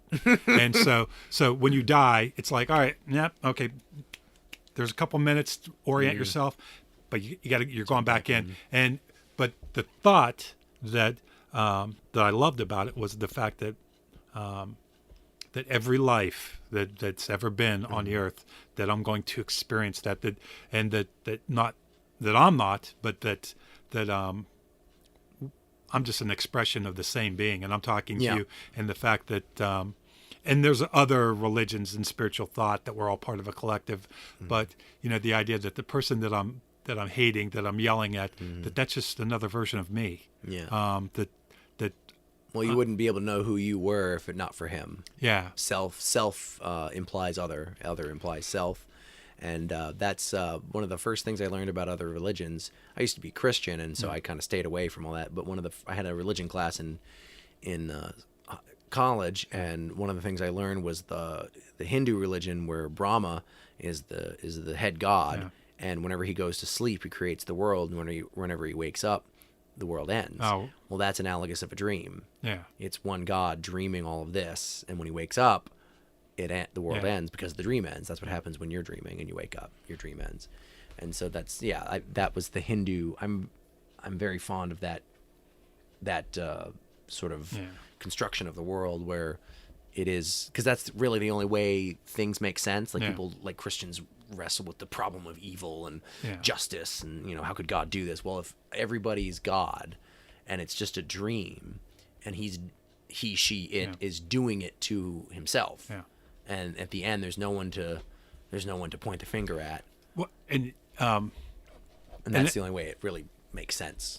Another thought that I had about existence and why we're here and what it's all about is that, and this kind of goes back to my theory on heaven being boring, that if you're God and you can create anything, and in your infinite wisdom you can know everything and see everything, that by creating these people to express yourself, and they have these unique experiences that only falling in love and heartbreak and stuff like that you can't just imagine, so he created all of us to have these experiences. Could God create a Picasso or painting, or does he need to create a Picasso and let him evolve into the painter and create something completely new? So for God to have these experiences, the only way he could do it is create us that we could then go out and have them. And so it's in a way that we're able to create something. He created us, or it created us, so that we could create things and experience things that God himself couldn't just create. Yeah, I feel that. One of the philosophical questions that I have heard asked is, what does God do for fun? Yeah. And the only logical answer is he pretends he isn't God. Yeah. And so but Alan Watts talks about it like there's a green room. Yeah. And he talks about how God, at the end of the play, God returns to the green room and takes off the mask and remembers that he's God. And it's almost like there is a sense that we're all acting, and deep down we know we're acting, but we can't break character, and that's the way I come at it. It's like we do things. That's how you get blamed for things that technically aren't your fault. Yeah. That's why we always say, go back to you. How can you be better next time? Because technically you put yourself in this situation. And there's a truth. There's some truth to that. Even though it was someone else who did the thing, you were in that situation to have it been done too. Yeah, you have to look at your part in it. For sure. Yeah, exactly. And it's just like there's no freeing yourself of culpability, and that's, I think that's one of the reasons why people get so distracted with all this other stuff. They don't want to be culpable. Yeah. And that's something my dad always used to say. Like, people deny God because they don't want to accept that they're being held to something. Yeah. And the Buddhist would say it's not that serious. But the whole point of the play is to believe that it's serious. Yeah. Otherwise, what's the point? And you were saying about I wanted to mention it earlier, you were saying about the things being boring. If we can't appreciate what we have unless we experience the opposite. Yeah. And so that's like, it is kind of like God is either, you could say, maybe you want to say living vicariously through us, or is, the Hindus believe every person is a mask of God. Yeah. And that was their god. Shiva embodied everything. Like, he could be evil, he could be great, he could be funny, he could be a fool, he could be anything. And that was their celebration of the cosmos, was that this is all just a big play. Yeah. And it's the experience of it that and it makes sense. For me, it's the only thing that reconciles like God and the injustices, air quotes, injustices that we see on the earth. Like, famous atheists talk about the parasites whose life cycle takes place in the eyes of children. And that's a real thing. And they're like, well, how could God justify doing that? Because we are him, and this is all happening to us because that's how we appreciate being God. And that's the only way that the equation balances itself. That it makes sense. Yeah. I agree. So if there is a God, that's the only scenario that makes sense. I remembered a story that I had written, and it was, God was a pizza delivery driver, and he picks up a guy in the field, and it's another God, and he's like, he's trying to convince him. He's like, "What are you doing down there?" He's like, "Dude, I'm delivering pizzas. This is awesome." He's like, "Here, have a beer." He's like, "Have a beer and have a slice of pizza." And he hands him the pizza, and the other god like grabs the pizza and goes, "What do I do with it?" He goes, "You eat it." And he doesn't even know what it means to eat. Yeah. And he's like, "No, you take it," and so he grabs a piece and he eats it, and then he shows the other god, and he's like, "Oh, wow, that's like." As a god, you can't experience the eating of the pizza. And he's like, all right, yeah, okay, I get it. Okay, that's kind of cool. But when you come back, he's like, I ain't, dude. He's like, I'm staying. He's like, but no, you got to come back. And I thought it was funny because the one god was dressed in a tracksuit. And he didn't know. He's like, what? Why are you dressed like? He goes, I guess I just picked a random image, and I just, it kind of, in the kindest way, I thought, kind of poked fun of all the God stuff, that it's all silly, and well, there was some truth to that too, but because at the same time, it's silly and there's some truth to it. Yeah, at the same time. Well, it has to be that way. Yeah. Everything has to be a good laugh. Yeah, and so anybody that was really offended at it, get over yourself. It's not like we're having God, murder, having sex with babies or whatever crazy sacrilegious thing. I mean, God's the pizza delivery driver. He's drinking a beer, harmless. And it's harmless, but it also is dangerous in a way that it does point out the ridiculous nature of a lot of it. And so far as we can conceive of it. Yeah. Yeah. Well, one of the things that I've been looking at is the idea of there being, with Zen and everything, there's no singular central reference point from which to branch out anywhere. Yeah. And so there is, if you think about it that way, if we started with no reference point, no context, and we started just creating context, it's kind of like how Adam was like naming the animals. Right. We just like, what's this? It's a water bottle. What do you do with it? It's like a giant cosmic game of ad lib or Mad Libs. No. What's the comedy ad? I'm forgetting everything. Like Whose Line Is It Anyway? Oh, yeah. Yeah, it's kind of like a giant cosmic game of Whose Line Is It Anyway? Yeah. Where we're just running with it, you know, and we're creating context. Improv. Yeah. And ad-libbed sort of, we're ad-libbing and just going with it, and we see that kind of nonsensicalness with the way we do things. If you were my friend and I used to joke, like, one of these days, how you say hello is you're going to put your one arm above your head and wave it like this. Right. You just never know what the culture is going to do. One of my friends was joking, like, if we were to, if our society were to go under and 2,000 years later, someone unearths all of the Chuck Norris jokes, they would think that Chuck Norris was some god that we worshipped and had all these powers, and then we'd have a Chuck Norris cult. Because there is no central reference point. We just kind of create one and then move and branch out from there, and that's the game. Yeah. Yeah, and so, the pizza analogy is great. It's actually very on point for all of that. Yeah, I love it. I love that you think that way, and it's great to be able to sit down and talk to somebody that thinks that way, and to share these kind of ideas with somebody that doesn't think that they're ridiculous and actually enjoys the exploration. I mean, it's a conversation like this is something that I truly enjoy, and I know there's a lot of people that probably turned off the podcast a long time ago because they have no interest in it, which I feel bad for anybody that doesn't. Yeah, well, that's one of the things that I've noticed a problem with is a lack of reverence. Yeah. We've lost reverence for the mysteries of life. Yeah. Our science, our technology has sort of taken that out of the equation. Yeah. Like, we don't even have to worry about it anymore. Who cares? Yeah. But I think that comes with a price, and we kind of lose some of our humanity. And that's one of the reasons I wrote the books was, because I wanted to reignite reverence for things. One of the I watched Dr. Jordan Peterson debate Matt Dillahunty. Several years ago. I watched it recently, but it was a while ago. And he's a famous atheist, and he takes phone calls from Christians. And and just like chops them up and uses logic and everything. But one of the things I realized, and one of the things Dr. Peterson realized while he was debating him, was that he was casting pearls to swine. Dillahunty had no reverence for anything. I mean, he was just completely sacrilegious to everything.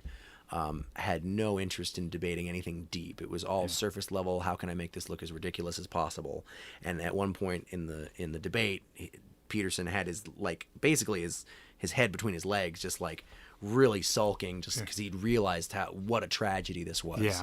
That we'd come. This guy's so far in the weeds that you're not gonna. You can't get to him. Yeah, and if I could, I want to share something that I've been diving into to give an example of what I mean by reverence and what I mean by the mystery that we just don't have any clue about, you know. And I want, because I want people to realize, wow, there still is mystery and there's still a lot that we don't know, and it's terrifying. So one of the things I discovered while I was in Thailand was the significance of the serpent iconography.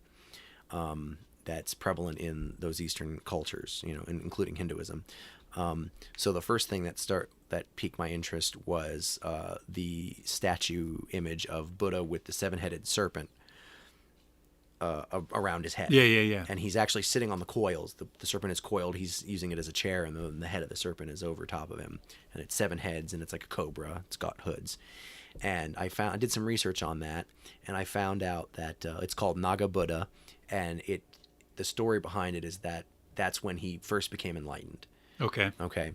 And so the story goes, after he became enlightened, the king of serpents, this 7-headed guy, comes out of the earth and coils underneath of him and covers him, shelters him with his hoods from the elements because he's outside when it happened. And it said he did that for 4 weeks while the Buddha recovered from his enlightenment experience. And then after 4 weeks, he stood before the Buddha and assumed his human form and bowed before him, declaring himself his servant, the Buddha's servant. Yeah. And that was my first sort of like, whoa, hold on moment. Because in Western iconography, the serpent is equated to the devil, evil, incarnate, and always trying to get you and stuff. But wait, he's the servant. Well, if you think about enlightenment, that's the tippy top. Yeah. That's realizing, that's coming back to the beginning almost, and realizing what you forgot. Right. But in the Western, we fell because of a serpent. Yeah. And then he's in the Bible known as the accuser of men, always slinging stuff at you and testing you and stuff like that. Well, what if the fall, all this was planned, if this is really a drama. You have to fall to... Right, you have to fall, but then you need someone to keep poking at you and keeping you sharp so you can get back up to the top.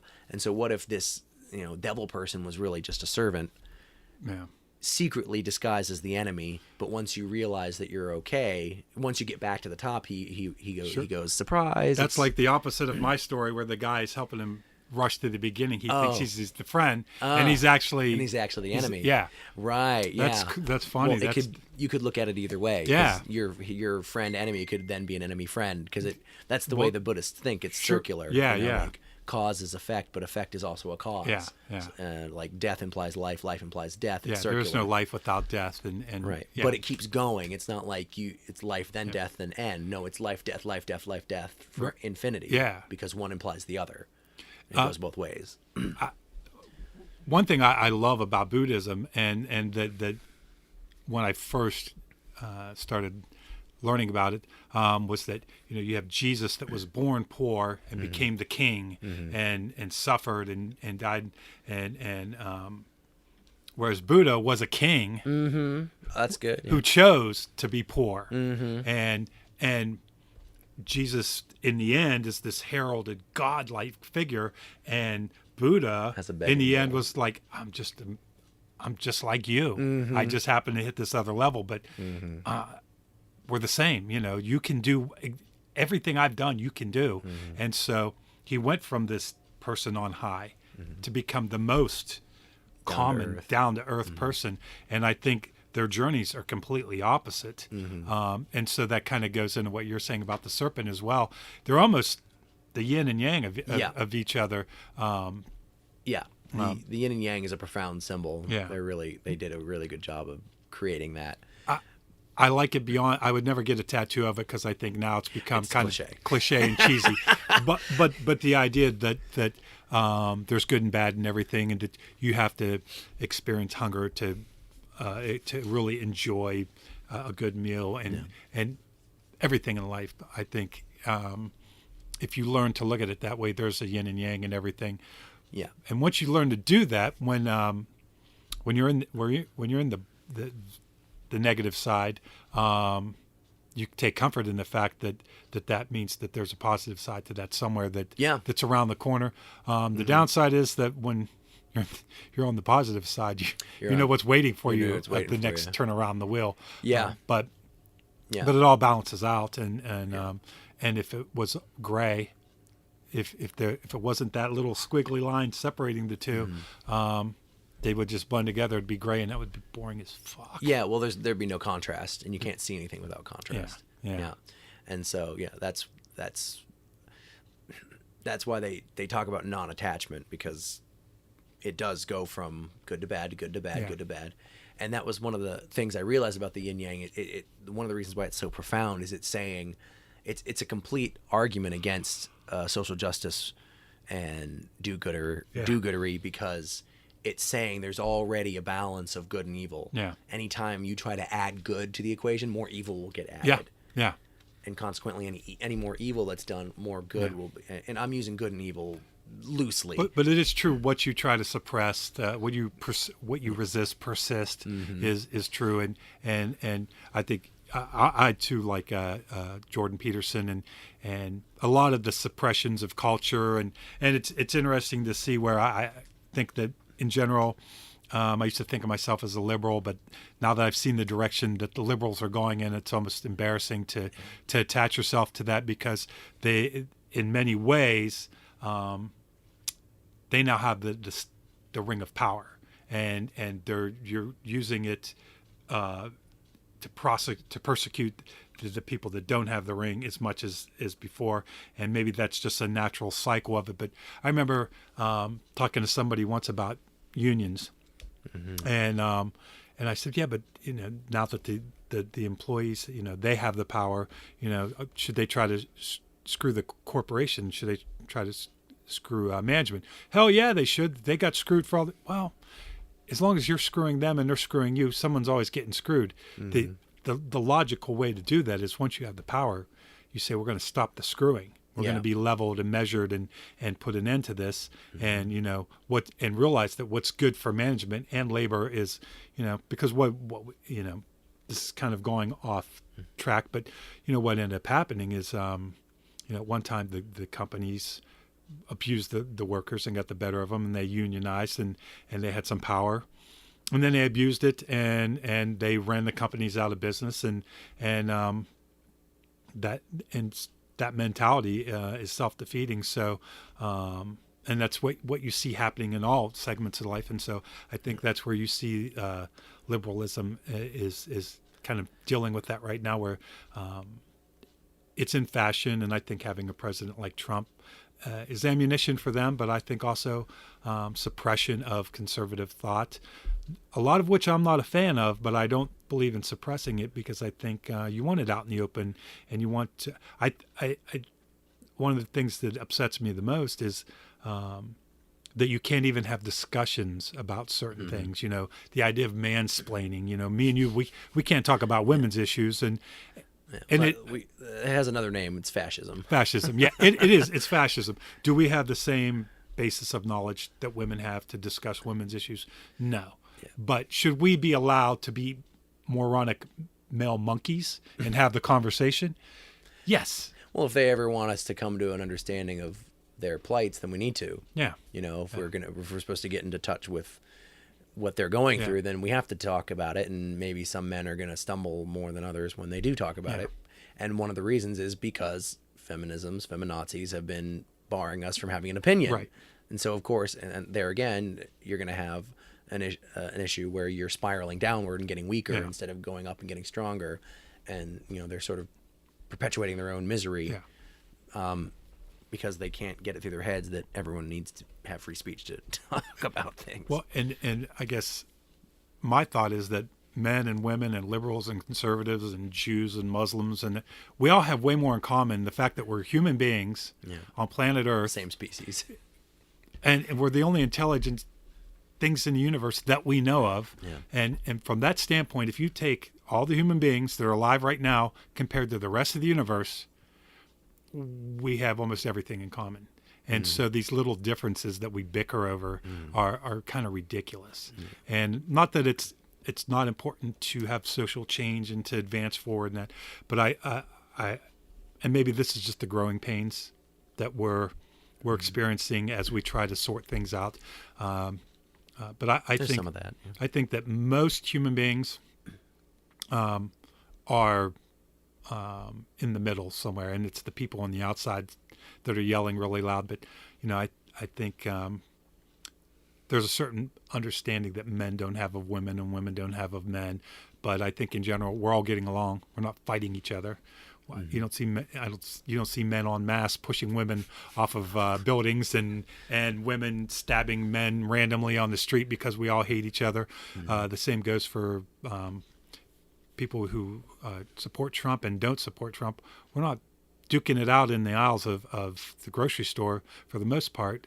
We're all more concerned with getting on with our lives, and so I think there's a gain in exploiting these differences that a minority of people, not minorities, but a minority of people like to use for their own self-worth. And it weakens the social contract, the social fabric, and it makes us easier to manipulate. Yeah, because I think the SJW stuff, most people don't give a fuck.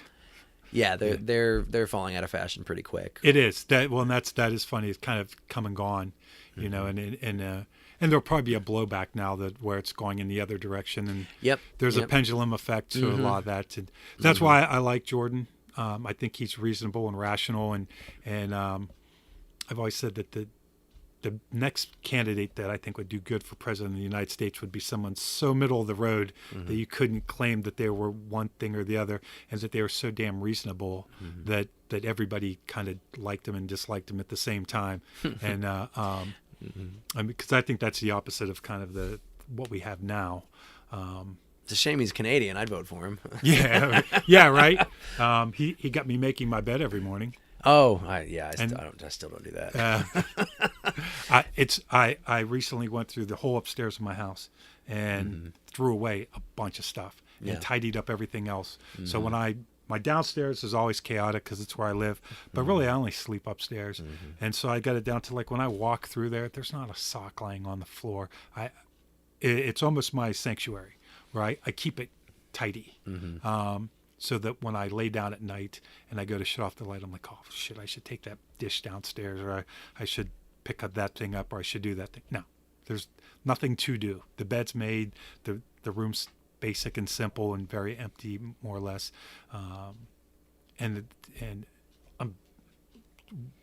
I'd love to get to the minimalist life where I eat the same breakfast, I wear the same clothes. Oh, God. I can't do it, but I see a great value in. I got too many damn cars. I walk out there and I go, which one am I going to take today? Which I'm not bragging because they're cheap. Yeah. They're $2,000 cars. Yeah. But the fact that I have two of them is a nice problem to have. But it is in a way a weird thing that taxes. In fact, the black one's getting sold probably Friday, and in a weird way, I'm glad to just not have to pick. Yeah. Simplicity. Yeah. Yeah, clear the clutter, and that's the mental. It helps with your mental acuity and everything. Yeah. And that's really what my head was just buzzing my whole life. Just didn't know this, didn't understand this. Why is this happening to me? Like just constantly. Yeah. And so I think one of the reasons I started writing was to help organize my thoughts and to get it on paper. Because then, like I said, I couldn't remember the name of that story. It's because I don't have to think about it again. Yeah. It's done. It's on paper, and I'm good with it. Yeah, you wrote it down just to do that. Yeah. And so I can move on to something else, and I don't have to I see people who are just like, I can't stop talking, and I don't know what I'm going to do, and I'm like, you need to write something down. You need to get it on paper and just forget about it. Yeah. So yeah, I can appreciate that sentiment. Yeah. Sure. And everyone's got their own way. Like, I don't like the self-help guru type thing where it's like, you have to follow my program. It's like, no, you take the essence of what they're saying and you apply it to your life in the way that it works, you know? And, going back to religion, one of the reasons, Kitty. One of the reasons it's not working for people anymore is because it's too standardized. Yeah. And I would say it's crystallized so much that it can't accommodate for differences, and life is changing. It's not so one much. size fits all. It isn't. But they try to make it to be. And then they try to make it to be.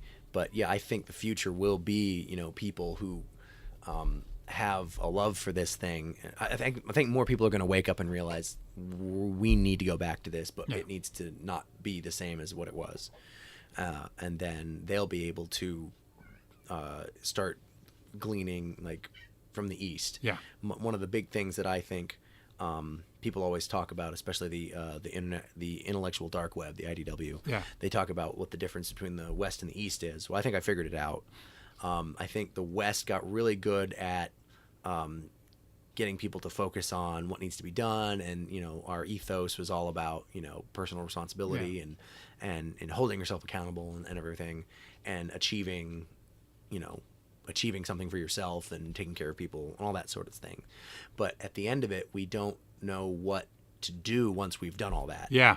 We kind of don't know what else is left, and that leads to really bad outcomes. I think people keep going when they don't need to anymore, and there's that question, well, how much more money do you need? Right. Not that I'm against capitalism or anything like that. I think it's one of the greatest systems we've ever invented, but at the same time, we don't have a stopgap against going overboard. Well, I think the East figured it out. The East figured out what to do when you have nothing. Yeah. And if we can take that into consideration, we can learn that, because I saw an article about a month ago about this guy, and he apparently had he had taken every training course that our militaries had to offer. Okay. He'd gone through everything. Yeah. And one of his quotes was like, "Oh, I feel guilty if I don't achieve every day." And he's like this super achiever, right? And I was like, bullshit. The guy can't do the simplest thing in the world. He can't sit still. Yeah, yeah. And do nothing. Exactly. And that's our problem. We get, people, they lose their jobs, or they retire, and they don't know what to do with themselves because they didn't learn how to be okay with themselves and how to be centered and silent. And I think the East gives us that, and the West never focused on it. Yeah, because when is enough money enough? Is it when you get to $1 million? Is it, well, now I want 500 million, $1 billion. I have 20 billion. What? You're only one person. Yeah. Well, so long as you are only one person, that question makes sense. It's when you have that amount of money in the context of a corporation, and you're supplying billions of millions of jobs, and you're bettering the economy, and you're making life better for the people the world over. Yeah. Then that's different. But yeah, I mean, if you're just one person, you don't have that kind of responsibility, and let's say you win the lottery. A lot of people who win lotteries, it doesn't go well for them. No, it almost always doesn't. Yeah. Well, same with rock stars, and something like that. Anybody, I think that the pursuit of the goal is more important than the achieving of it. I think most people, when they achieve a big goal like that, they realize that they're just as empty as they were before. Yep. And everything that they thought they were going to get from it, they don't. So they think the next thing will do it. And so the best thing you can do is just learn to be content where you are. And that doesn't mean that you don't strive to do better. But, I kind of have my modest house and my cheap cars. And on one hand, if I look down, there's a lot of people that have way less than me in the world. And if I look up, there's people that have a lot more. But this is what I have. And this is the life that I've been given. And I just try to make the best of it and enjoy it. And I know I'm never going to be perfect, but I like the process of trying to be a better person. And I don't mind that I stumble. And I like trying new things. And I feel very lucky that I had a pretty major setback in my life. It's been a long time now, but it was the worst thing that I could have ever imagined would ever happen to me. And but it was a reset, and it put me on a completely different path. But dealing with that gave me a strength. I can handle that. I can handle anything else. Plus, had I been stuck where I was then, I never expected to be out of that spot. So everything, I'm reminded of how bad it could be. And so everything is like, well, God, this is way more than I ever imagined I would ever have, And so without going into details or anything, what I thought was the worst thing in the world ended up being a real blessing, and led me to where I am now.